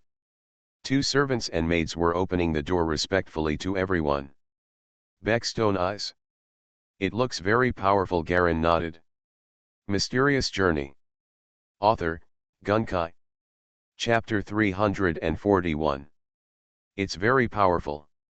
According to Master Baal, at least two of them are stronger than him, Elon said with emotion. With such strong strength at such a young age, I wonder what kind of teacher can cultivate such a genius. He glanced at Garen, who was thoughtful, and said, "You suffered a lot when you went out this time, right? But it can be regarded as a training. It seems that you have also become a totem master." Garen nodded. "My totem is still being repaired. It was damaged by a monster a few days ago. The light of the totem is also much weaker now. I didn't expect you to still see it." "That's good, I can share some of the pressure with your father." Elon patted Galen on the shoulder. "Yes." Garen nodded heavily and glanced at Baker's Stone Eyes again. After a reward dinner, the Viscount presented Angel and others with many belongings, and some of the resources they needed were also provided free of charge. He even promised to write them a letter of introduction so that they could go directly to the Royal Totem Academy of Khautan for further studies. There is truly the top academic institution in Eastern Continent. If you can get into the shoes of a powerful Silver Lantern Master, your future development will be limitless. This made Angel and others overjoyed. But he immediately felt a little sorry for Garen. After all, they just worked together to deceive Vindman. As for Garen's life-saving grace, on the other hand, it's almost the same. But Garen didn't care at all. He didn't think too much about the mood of Angel and others. He was currently concerned about two issues. First, does Baker Stone Eye know the truth? Second, will the powerful beast outside move in this direction? No matter which one of these two it is, it may cause very troublesome changes. After staying in the manor for 2 days, Garen had a keen sense that Baker Stone Eyes and others were secretly conducting some investigation. This made him even more wary. But outside the manor, the totems he left behind, such as the Fukasawa giant crocodile, are already feeling the approaching hidden threats. The great beast was getting closer. In the guest loft, Garen sat on the mahogany chair with his legs crossed and looked at Angel opposite him with a half-smile. Angel had a lot to eat and drink in the past 2 days, and he also picked up a lot of good things from Viscount Vindman. At this moment, Garen looked at her, and she felt a little embarrassed, blushing and avoiding his sight. "I said, why are you looking at me like that? If you have something to say, say it. If you have to fart, just let it go," she couldn't help shouting loudly. The early morning sunlight slanted in through the window and fell on the floor between the two, reflecting a faint red fluorescence. From time to time, some fine dust drifted through the light beam, like flying insects. Garen squeezed his hands together. "Have you had a comfortable these 2 days? You have food and drink, and you can take it for free. It's weird that you feel uncomfortable." Angel simply let go. "I've already taken it anyway, and you want to go back?" "Impossible. It doesn't cost money, it's just meat," she said. "Open your hands and close your eyes. Anyway, I left this puddle of meat here, do you want it?" "Okay, stop joking." Garen shook his head and became serious. "I'm looking for you on business." Angel also stopped joking. "Business? Isn't it very safe now? What other business can there be?" Garen shook his head. "Remember that black slime trail we found before we came here? You mean that monster might move here?" Angel also opened his eyes wide. Isn't it such a coincidence? We just found a safe place and something is going to happen soon. It's just not such a coincidence that it would be troublesome, Garen said calmly. You mean someone is manipulating it? Angel gasped. You should pay attention to Baker Sheehan and others. I will go out and check the surroundings myself, Garen said seriously. Can't it be shared through vision? Or can you inform your father? Angel didn't understand. I have my own arrangements. Garen looked calm. Be prepared mentally. It won't be long before our peaceful days are coming to an end. Angel looked at his solemn face and licked his lips. It doesn't matter. I was chased and killed all the way and I survived. What does this little movement mean? Garen nodded and stood up. His grey robe swayed through the beam of light, stirring up large amounts of dust. He quickly walked out of the room and soon heard only the sound of distant footsteps. Angel shook her head. She couldn't understand this man more and more. The current situation was a mess and became more and more mysterious. Vindman study. Galen and Vindman sat facing each other. After the maid served the black tea, she quietly left. Close the door and leave the two of you alone. The steam from the black tea lingered upwards, slowly rising, fading, and disappearing on the table between the two of them. There is also a faint sweet fragrance in the air. Added your favorite toffee, Vindman pointed to the black tea. Drink, the taste outside is not as good as the one at home. He gave a rare gentle smile. Garen picked up the teacup and took a sip.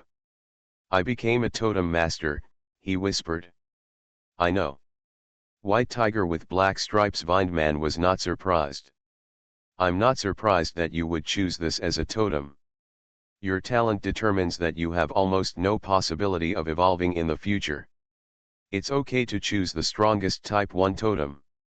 Was it given to you by the totem master you saved last time? It's not bad. Garen couldn't tell. Except for the light of the core totem and the butterfly totem, the rest of the light of the silver totem was put away. What I'm afraid of is that my father will see it and affect my future plans. Why didn't you let me become a totem master in the first place?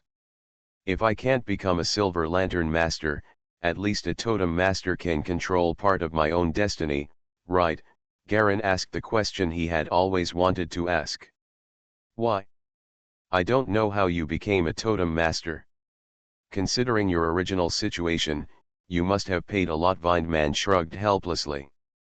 I originally prepared another path for you. But now you have become a totem master. Another way? Is it the same as Brother Marzilan and the others? Garen keenly remembered the armor worn by Marzilan and others. Yes. That is a new technology that I have researched with great concentration. It can weaken the light of the totem and reduce the requirements for use. It allows ordinary people to actually use it for war, Vindman said with a little pride. I have paid too much for this, but fortunately, I finally have the result. The most powerful piece of work, I have been preparing for you. It is completely prepared according to your physical characteristics. If you hadn't suddenly I ran away from home and disappeared by myself. If it hadn't been used suddenly, it might cause too much pressure on all parties, and I would have asked you to cooperate with the preparation. Garen remained silent, he did not expect this to happen. It is estimated that in the original history, this thing had to die before it was born. This resulted in no chance to appear at all. Go to the warehouse and get whatever resources you need for your totem. Okay, we have guests coming. You go and rest first. Vindman patted Galen on the shoulder. Garen stood up, bowed slightly, and turned to open the door. Standing outside the door were Master Baphia and Baker Stone Eyes. Master Baphia had a goatee and his shiny bald head was still reflecting light. Master Baphia, Master Baker Stone Eyes. Garen bowed his head in greeting. His current status is the youngest. Baphia and Baker Stone Eyes are both the same generation as his father and have similar strength. He is a first-class totem master, regardless of his age or strength. In the eyes of both of them, he was just a little guy, not worth mentioning. It's Shia. I'll bring Master Stone Eyes over to ask your father something, Bafia said with a smile. Master Stone Eyes, Garen noticed this title. Bafia obviously admired Baker Stone Eyes very much. Baker Stone Eyes nodded politely at him and stopped paying attention to him. The two walked into the study one after another and quickly closed the door. Shell Stone Eye came here today to verify some details about Lyanna.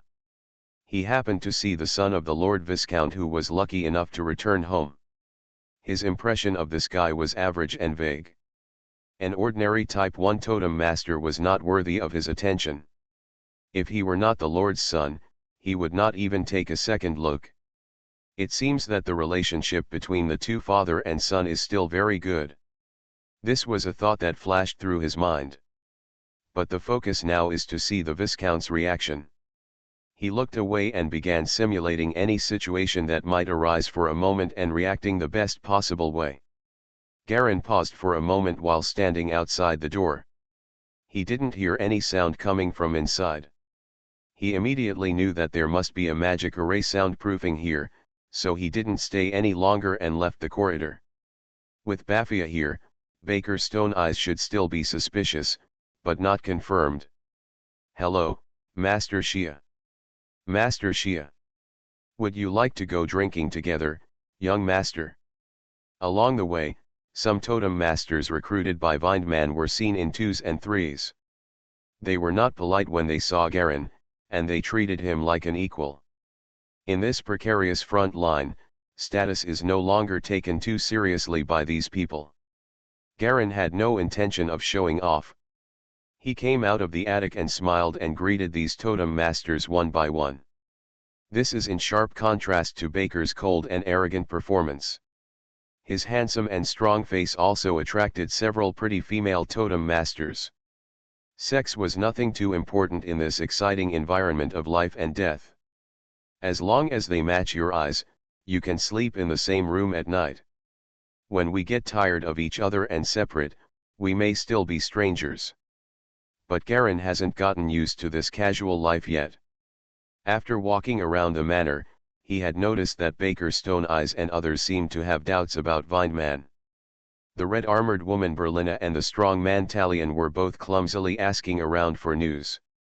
Even Garen, who is not good at intelligence, can't stand such clumsiness. Cheap Dad Vindman must have discovered it a long time ago. It's just that it's not spread out openly. Garen asked Leela to go out to Black Swan Lake on the pretext of taking a look. Since he was already a Type 1 totem master, and he was also a black-striped white tiger totem master, which was far stronger than the average Type 1 totem master, Vindman placed restrictions on him. Very small. There are probably some of his shady experimental subjects patrolling the surrounding area, so it's very safe. The two of them left the manor easily and slowly moved forward on the edge of Swan Lake. It was very strange. The strange fish in the lake did not attack Galleon at all now. It was obviously related to Vindman's experiment. Leela didn't ask what Galen wanted to do, but just watched Galen wander around the manor in a rare and honest manner. You are listening to Novels at Bless Up channel. Wish you happiness and luck. Please subscribe to receive new novels. How do you feel about this novel? Please like and leave a comment. Mysterious Journey. Author, Gunkai. Chapter 342. Inside the manor. Baker's stone-eyed companion, Talion, was carefully avoiding guards and walking to the most remote corner of the manor. He looked around, took out his pocket watch, checked the time, and waited slowly. Soon, a cold-faced figure came over from a distance. It was Baker Stone Eyes. He looked quite ugly. Got the answer?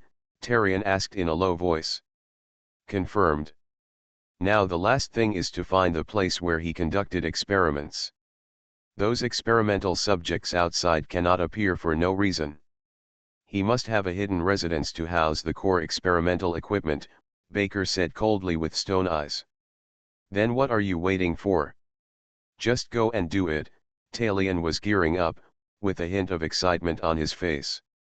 Don't worry, That old guy has already become suspicious of me. Your inquiries in the past 2 days must have let him know what we are tracking. We must be careful. Baker's stone eyes spoke calmly. He took out something from his pocket with his backhand. It was a small blue crystal, diamond-shaped, and crystal clear. When I came out, the teacher gave me a total of 3 clock fogs, and I can use one at this time. Each one can use 2 abilities, one is to confuse, and the other is to teleport. And it can also be used separately. As he spoke, the crystal in his palm suddenly slowly floated and rotated slightly in the air, soundlessly. Baker Sheehan threw his hand upwards, and immediately pushed the crystal up gently, floating lightly on his right side. Okay, let's go. A certain area around us has been fogged, and any detection spell will be ineffective. But the time is only half an hour. You have enough good things in your hands. Why don't I have any? Talion said, unbalanced. Using this requires maintaining a certain calculation advance at all times. The difficulty is equivalent to asking you to solve an advanced physics problem in 10 seconds. If you want to use it, I still have it here, Baker's stone eyes replied calmly. Tareen immediately fell silent. He is the worst at learning calculations. Baker's stone eyes looked left and right, then he bent down and gently lifted it on the ground, and immediately pulled up a metal plate of the underground passage from the ground. This metal plate was camouflaged with green grass, and the surface was covered with a thick layer of soil. It was impossible to tell that it was the entrance to an underground passage. Baker's stone eyes looked inside, and one of his eyes glowed with silver light. Soon, the silver light calmed down. Walk. He jumped directly into the entrance, and his whole body was submerged in the dark cave just like jumping into a lake. Without any hesitation, Tareen carefully entered with his lower body first, then pulled the entrance metal plate back with his backhand, pretending to return it to its original position. The two of them walked forward in the dark cave. Only the blue crystal next to Baker's stone eye continued to emit blue light, illuminating a small area in front and behind. The ground was very damp, and there was a faint rancid smell. How long has it been since there was no wind in this place? It smells so bad, Talion muttered and covered his nose. It's not that there's no ventilation, it's that ventilation can't blow away the stench, Baker's stone eyes replied calmly. It's so disgusting, it smells worse than the monster we got into last time, Tareen complained in great displeasure. The two of them moved forward quickly, one behind the other. A few minutes passed, and Baker Sheehan suddenly felt something strange in his expression. No, he stopped suddenly. After walking for so long, how is it possible that there is still no movement? His right eye flashed with silver light, and the entire field of vision in front of him was suddenly covered with a faint silver. It's a magic maze, his expression suddenly darkened. Sure enough, I was prepared for it. I actually laid out such a troublesome maze of spells in advance. What a maze it is! Just punch through him, Talion became impatient. He patted his side, and a huge black beast suddenly appeared beside him, a humanoid beast with an eagle's head, covered with thick black feathers, his eyes were slightly golden, and there was a black ring in the pupil. Its arms were 2 huge black wings, its legs were like goat's hooves, and it was a head taller than Tareen, about 2.5 meters tall. Night owl, straight ahead. Piers, Talion pointed forward. The giant eagle-headed beast roared. His wings flapped violently. Click. There was a stabbing sound, and 2 forearm-thick white electric lights shot out fiercely, hitting the wall in front of him hard. Boom. 2 large craters suddenly appeared on the wall. The rubble exploded and flew everywhere. Some of it hit the two of them hard and was bounced back by the light of the silver totem. But soon, the 2 large craters that were blasted quickly returned to their original state, as if the living things were self-repairing, which was extremely weird. The gravel on the ground also sank directly into the ground and disappeared. It's useless, Baker's stone eyes said calmly, The maze of spells is made of strong composite materials and has the effect of deflecting attacks. You can only break the entire maze by following its rules. If you do this, it is equivalent to it is using one person's strength to fight against the power source that supports the entire maze. If it is based on geothermal heat, you will not be able to solve the problem even if your strength is exhausted. Then what are we going to do? Isn't it impossible to break through with strength? Tarlan said unhappily. Find the 4 main nodes and destroy them, and you can directly solve the entire maze. Baker's stone eyes were filled with silver light. Let's split up. Somewhere underground in a secret room. Duchy stood quietly in front of a huge black crystal. She had been transformed into an inhuman form by Vindman. The upper body is still in a normal human form, with snow-white skin, beautiful facial features, and wearing a set of close-fitting armor covered with green blood vessels. But the lower body has turned into a large piece of dark green tree roots, which are planted into a square pool behind. The roots of the lower body are densely packed, no less than hundreds, and the roots are constantly sucking the dark green liquid from the pool, as if the big tree is sucking nutrients from the earth. As Vindman's housekeeper and Vindman's lover, Duchy has been following Vindman since she was very young. The relationship between the two is like a husband and wife, and also like a father and daughter.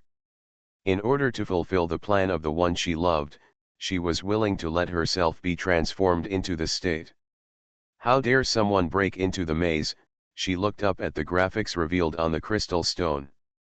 It clearly shows that there are 2 small red dots moving forward from the entrance of the maze. The entire maze is like a huge spider web, with the entrance network at the far right end and the exit network at the far left end. And now the 2 of them are approaching the exit step by step. Every node guardian encountered in the middle was easily solved by them.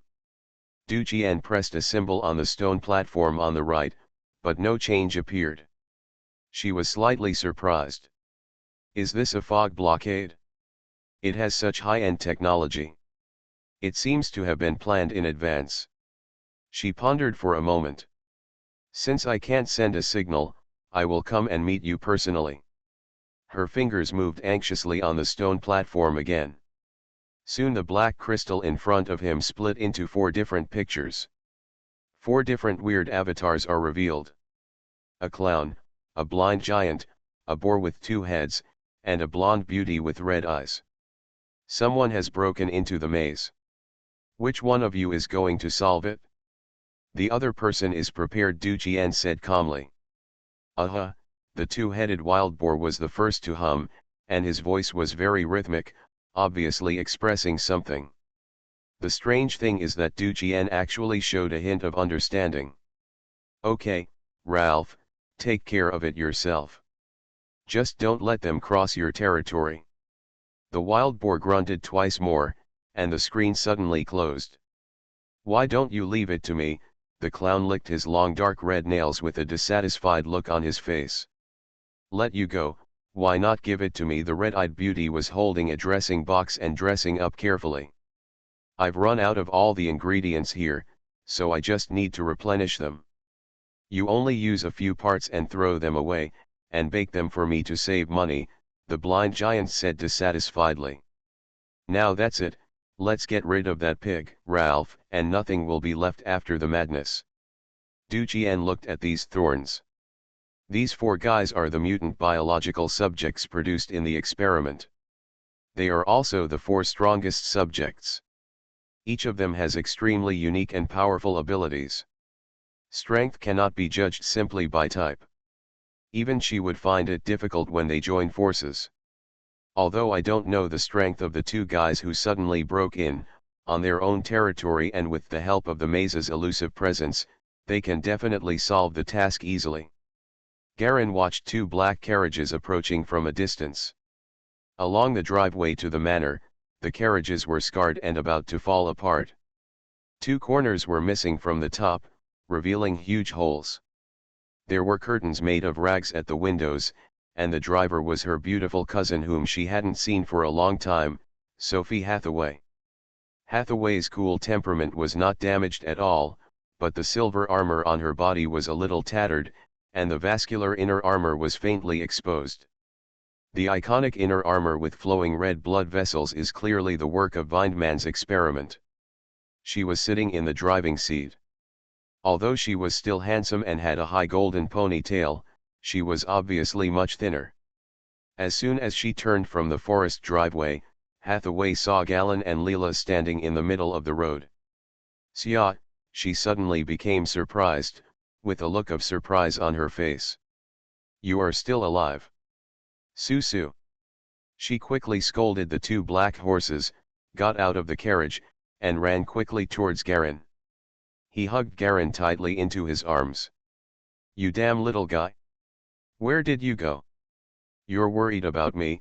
Hathaway was pleasantly surprised, and quickly let go of Galen, reaching out to pinch his flesh. "Fortunately, there are no missing parts." "Don't be like this, cousin." Garen helplessly broke away from her arms. "I'm an adult. If you touch me like this, I'll sue you for sexual harassment." "Huh? I haven't seen you for a long time and you actually learned this kind of accent." Hathaway was so angry that she grabbed Galen's face. "Tell me. Where have you been fooling around during this time? Can you please stop doing this?" Garen was completely helpless and quickly kept a certain distance from his cousin. "There is also Leela nearby. If this continues, the boss's majesty will be lost." He took the time to look at Leela, who was indeed snickering beside him. "Sia. You're not dead," a familiar voice came from the carriage. Garen looked around and saw a young girl with flaxen shawl hair jumping out of the carriage. She was wearing a white tights that looked like jeans, with whitewashed holes on her knees and thighs. This girl has a well-proportioned figure, and her face is not pretty, but there is a faint hint of morbid tenderness. Her cheeks were red, and she seemed a little sick. "Andalou." Garen recognized the girl immediately, and his good memory allowed him to quickly recall the girl's identity. Andalou, Marin, Balin, and Ahashia, the four of them are the most prominent group of noble children in the entire Green Forest province. "I didn't expect to see Andalou alive now. What's wrong with you? You seem to be sick." Garen hurriedly walked over. He still had a good impression of this girl who had always had a little admiration for him. "And where are Balin and the others? Where's Malin? How are you all?"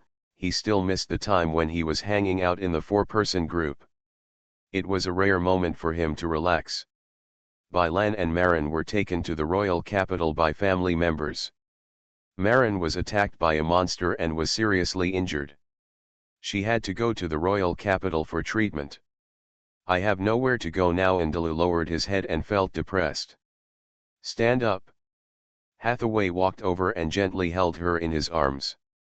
When Andalou's family was transferred, they were attacked by monsters and couldn't stop them. Everyone scattered and fled.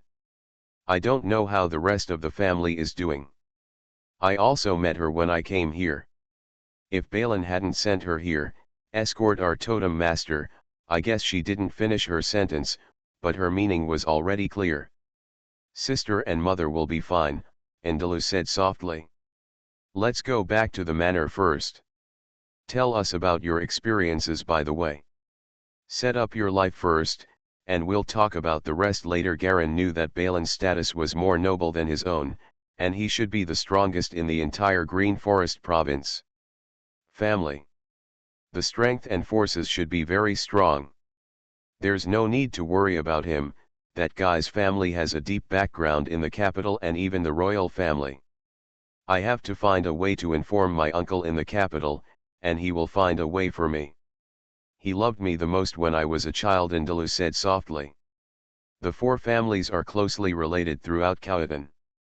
That is to say, Garen, Ahashia's father Vindman, belongs to the academic aristocracy, but even so, Vindman has many connections and favors in the institute and the three major institutions. Now during the Great Chaos, Barbafiia also came to help because of this terrifying network of connections. The family power of Andalou and the other two people is also extremely strong. As long as a person is alive, there is still a great chance of turning around. Buzz. A burst of silver beams of light was projected from Baker's stone eyes, quickly forming a silver swirl pattern on the wall. The graphics kept changing and soon formed an extremely complex map network. On the internet, 2 white and green dots clearly appeared. This is the map of the entire maze. It's not too complicated. There are only 322 forks. It's just that the technology of building the maze is a bit backward and it seems to take a lot of effort, Baker's stone eyes said lightly. Behind him, Talion looked bored, his hands behind his head. Anyway, I'll just follow you and do whatever you say. Don't tell me these complicated things. I'll get dizzy just listening to them. Boom. Boom. Boom. The sound of heavy footsteps came again from the front passage. It's coming again, it's annoying, it's endless. Talion waved his right hand impatiently, and the dark owl beast appeared again. This monster is so annoying. It has to be killed 5 times before it can be completely eliminated. Mysterious Journey. Author, Gunkai. Chapter 343. Vined Man was stunned for a moment, then smiled, feeling that the hole in his heart seemed to be filled a little bit. Okay, speaking of which, we, father and son, have never had a long and detailed chat. He put down his pipe and watched Garen sit down, his eyes showing memories. Speaking of which, when I was young, I did a lot of wrong things for the sake of my ideals. I hurt many, many innocent lives. Now that I think about it, I always feel uncomfortable and panicked. He paused. Actually, even now, although I try my best to make up for it, the efforts that have been laid make me have to continue. If it weren't for you and Dujian, I'm afraid. In order to achieve your ideals in life, you have to step on countless corpses. Isn't this the way it should be? Garen said calmly, leaning back on the sofa. The ideas of the strong require the weak to pay a price, and their desires need to be satisfied by the weak, so countless people will pursue and yearn for the strong. If the strong are just individuals who serve the weak, then no one will want to achieve it. That realm. Where did you hear this theory? Vined Man frowned. This is naked natural selection and the ghost silver lantern theory. Although he is also a fan of ghost silver lanterns, he is not so extreme. Isn't this a matter of course? Garen shrugged. The gradient of the world is determined by strength and weakness. While the strong have the obligation to defend the world, they should naturally enjoy the services of the weak. Everyone should play their part. Their own role. But some people always feel that everything is under control. Although the chance of an accident is very small, it does not mean that there will be no accidents. What are you talking about?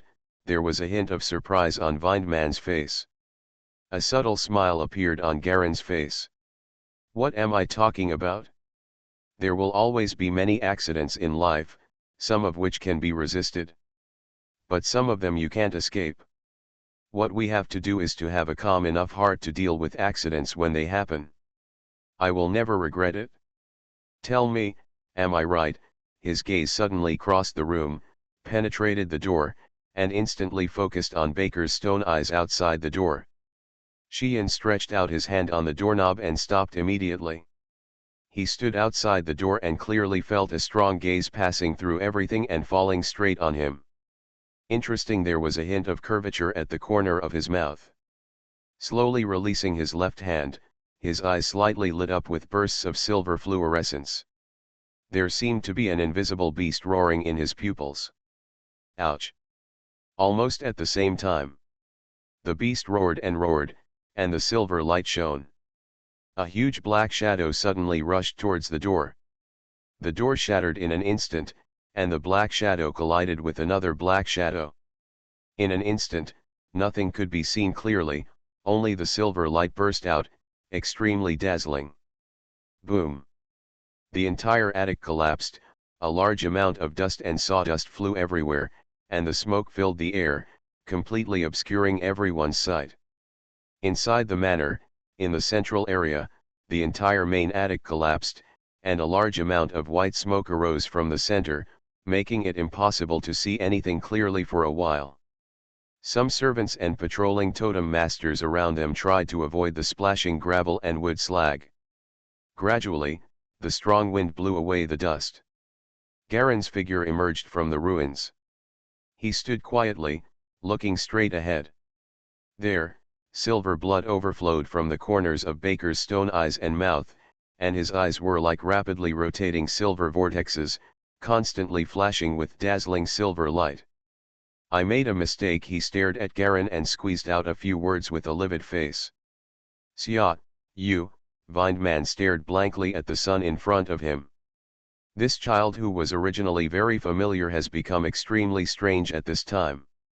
The power of that moment made him feel numb all over. That kind of terrifying power. Just leave this to me, Father. Garen chuckled and turned his attention to Xian. Let's have a fair duel. He clapped his hands gently. Snap.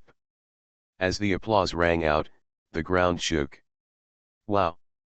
The ground next to it suddenly bulged up into a big lump. A huge two-headed lizard suddenly arched out of the ground. This lizard was more than 10 meters long and 7 or 8 meters high. It arched out of the ground, causing the surrounding servants to scream loudly and flee in all directions. Ouch! The two-headed lizard banged twice and entrenched itself beside Garen. It was a giant monster with a blue-gray head and a body.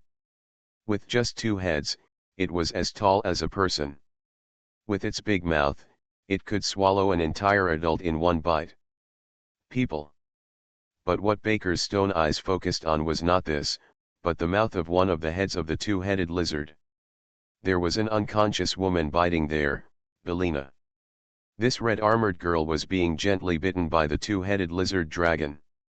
She seemed to have completely passed out.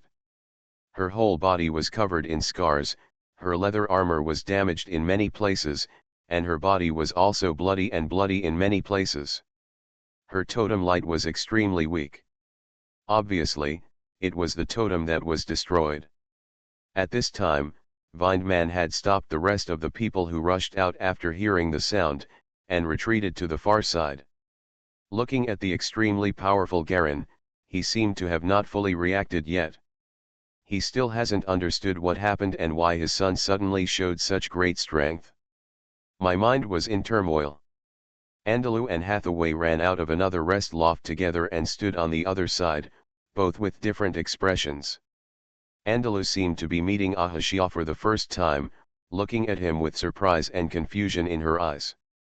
What on earth is going on? Who is that monster? When did Shia become so powerful? Hathaway opened her mouth slightly, not knowing how to answer at all. She was confused and couldn't figure out what was going on. Lord Xian is a totem master of type 3 spiritual light. Shia actually does it?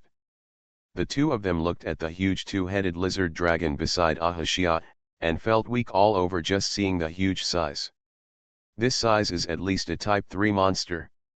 Type 3 or 3, Andalu's eyes were blank for a while. She had only seen the strength of type 2 totem masters. Even type 2 was an extremely powerful existence in her mind.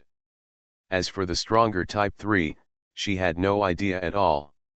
This concept. She simply compared it with the big shots in the rumors. Du Jian, who was seriously injured, was hiding in the shadows, surrounded by a group of weird low-level experimental subjects. Watching the rapid changes in the field, there was a hint of complexity, confusion, and relief in his eyes. Master, we finally have a successor. Looking at Ahashia's strength at this time, she seemed to recall the scene when the Viscount was so high-spirited. On the other side, Leela, Angel, and others hurried over. Wow! You are indeed the eldest brother. He has such a powerful trump card. Leela was the first to see the huge two-headed lizard dragon lying behind Garen. The giant mountain-like beast was the most eye-catching presence in the room, and of course there was the red-armored woman in its mouth. Angel looked at the huge two-headed lizard dragon, with a flash of understanding and shock in her eyes. Recalling Garen's calmness all the time, everything suddenly had the answer, and she quickly glanced at the remaining places. Everything was normal at the Viscount's place, and it wasn't like the few girls who had just arrived. The focus should be on the young man standing opposite Garin. You all get out of the way and pay attention to maintaining the security of the manor. She thought of what Galen mentioned earlier. Vicky. Go to the front perimeter and pay attention to what's going on outside at all times. Okay, big sister, Vicky accepted the order and left without hesitation. When she heard the rare tone of the big sister, she knew that there was absolutely no joke at this time, and there must be something serious. Leela, you go to the back perimeter and be on alert. If there is any trouble that cannot be solved, send the signal immediately. Yes, yes, yes, Leela turned away reluctantly. I want to see more of the boss's heroic appearance, so I'm chasing him away in such a hurry. Ansai, please stay away and pay attention to your own safety. Angel raised his right hand, and silently, 5 Black Panthers slowly walked out of the shadows. These leopards were walking or sitting around Angel, glaring at the surroundings like guards. 2 of the Black Panthers had black mist on their limbs, as if shrouded in a cloud of black air. Looking at the 2 people confronting each other in the field, Angel's eyes flashed with calmness. Garin looked indifferently at Baker's stone eyes across from him. This unusually calm young man's face was pale at this time, and his eyes were full of unconcealable murderous intent. How's it going? Is there anything you want to say? Garin could feel the eyes looking at him one after another. These eyes were like spotlights, all focused on him and the Baker stone eyes opposite. He smiled nonchalantly. Give me a fair fight, just the 2 of us one-on-one. How about that? The giant crocodiles of Fukasawa, all pitch black, began to slowly appear around Garin. These giant crocodiles surrounded Baker's stone eyes. Good. Baker's stone eyes were like a word squeezed out from between his teeth. His gaze as he stared at Garin became darker and darker. Don't look at me like this, we just have different positions. Garin smiled. In his previous life, there were too many people who looked at him like this, but none of them died at his hands. Okay. No more nonsense. Garin raised his hand. Ouch. A group of more than 10 giant beasts looked up to the sky and roared. The 2-headed lizard dragon swallowed the red-armored woman under its tongue, then walked towards Garin with heavy steps. Garin tapped his foot lightly, and he jumped lightly, landing high on the back of the 2-headed lizard dragon. Whoosh! The first Fukasawa giant crocodile turned into a black line and pounced on Baker's stone eye. Then the second head, the third head, the fourth head. A total of 20 Fukasawa giant crocodiles were present, launching surprise attacks and bites from all directions. It was like black lines covering Baker's stone eyes. Every black line brings a smelly and evil wind. A pile of ruined stones was scratched by the black line, and suddenly a big hole was missing, as if it had disappeared out of thin air. Once the Fukasawa giant crocodile launches an attack, it will explode with an instantaneous power exceeding that of the second type totem. It is extremely fast and will never stop until it bites its prey. Garin said with a smile. Don't hide, your beautiful companion is still in my hands. Let me see your true strength. The body of Bolina appeared again in the mouth of the lizard dragon at Garin's feet, lying under the sharp teeth.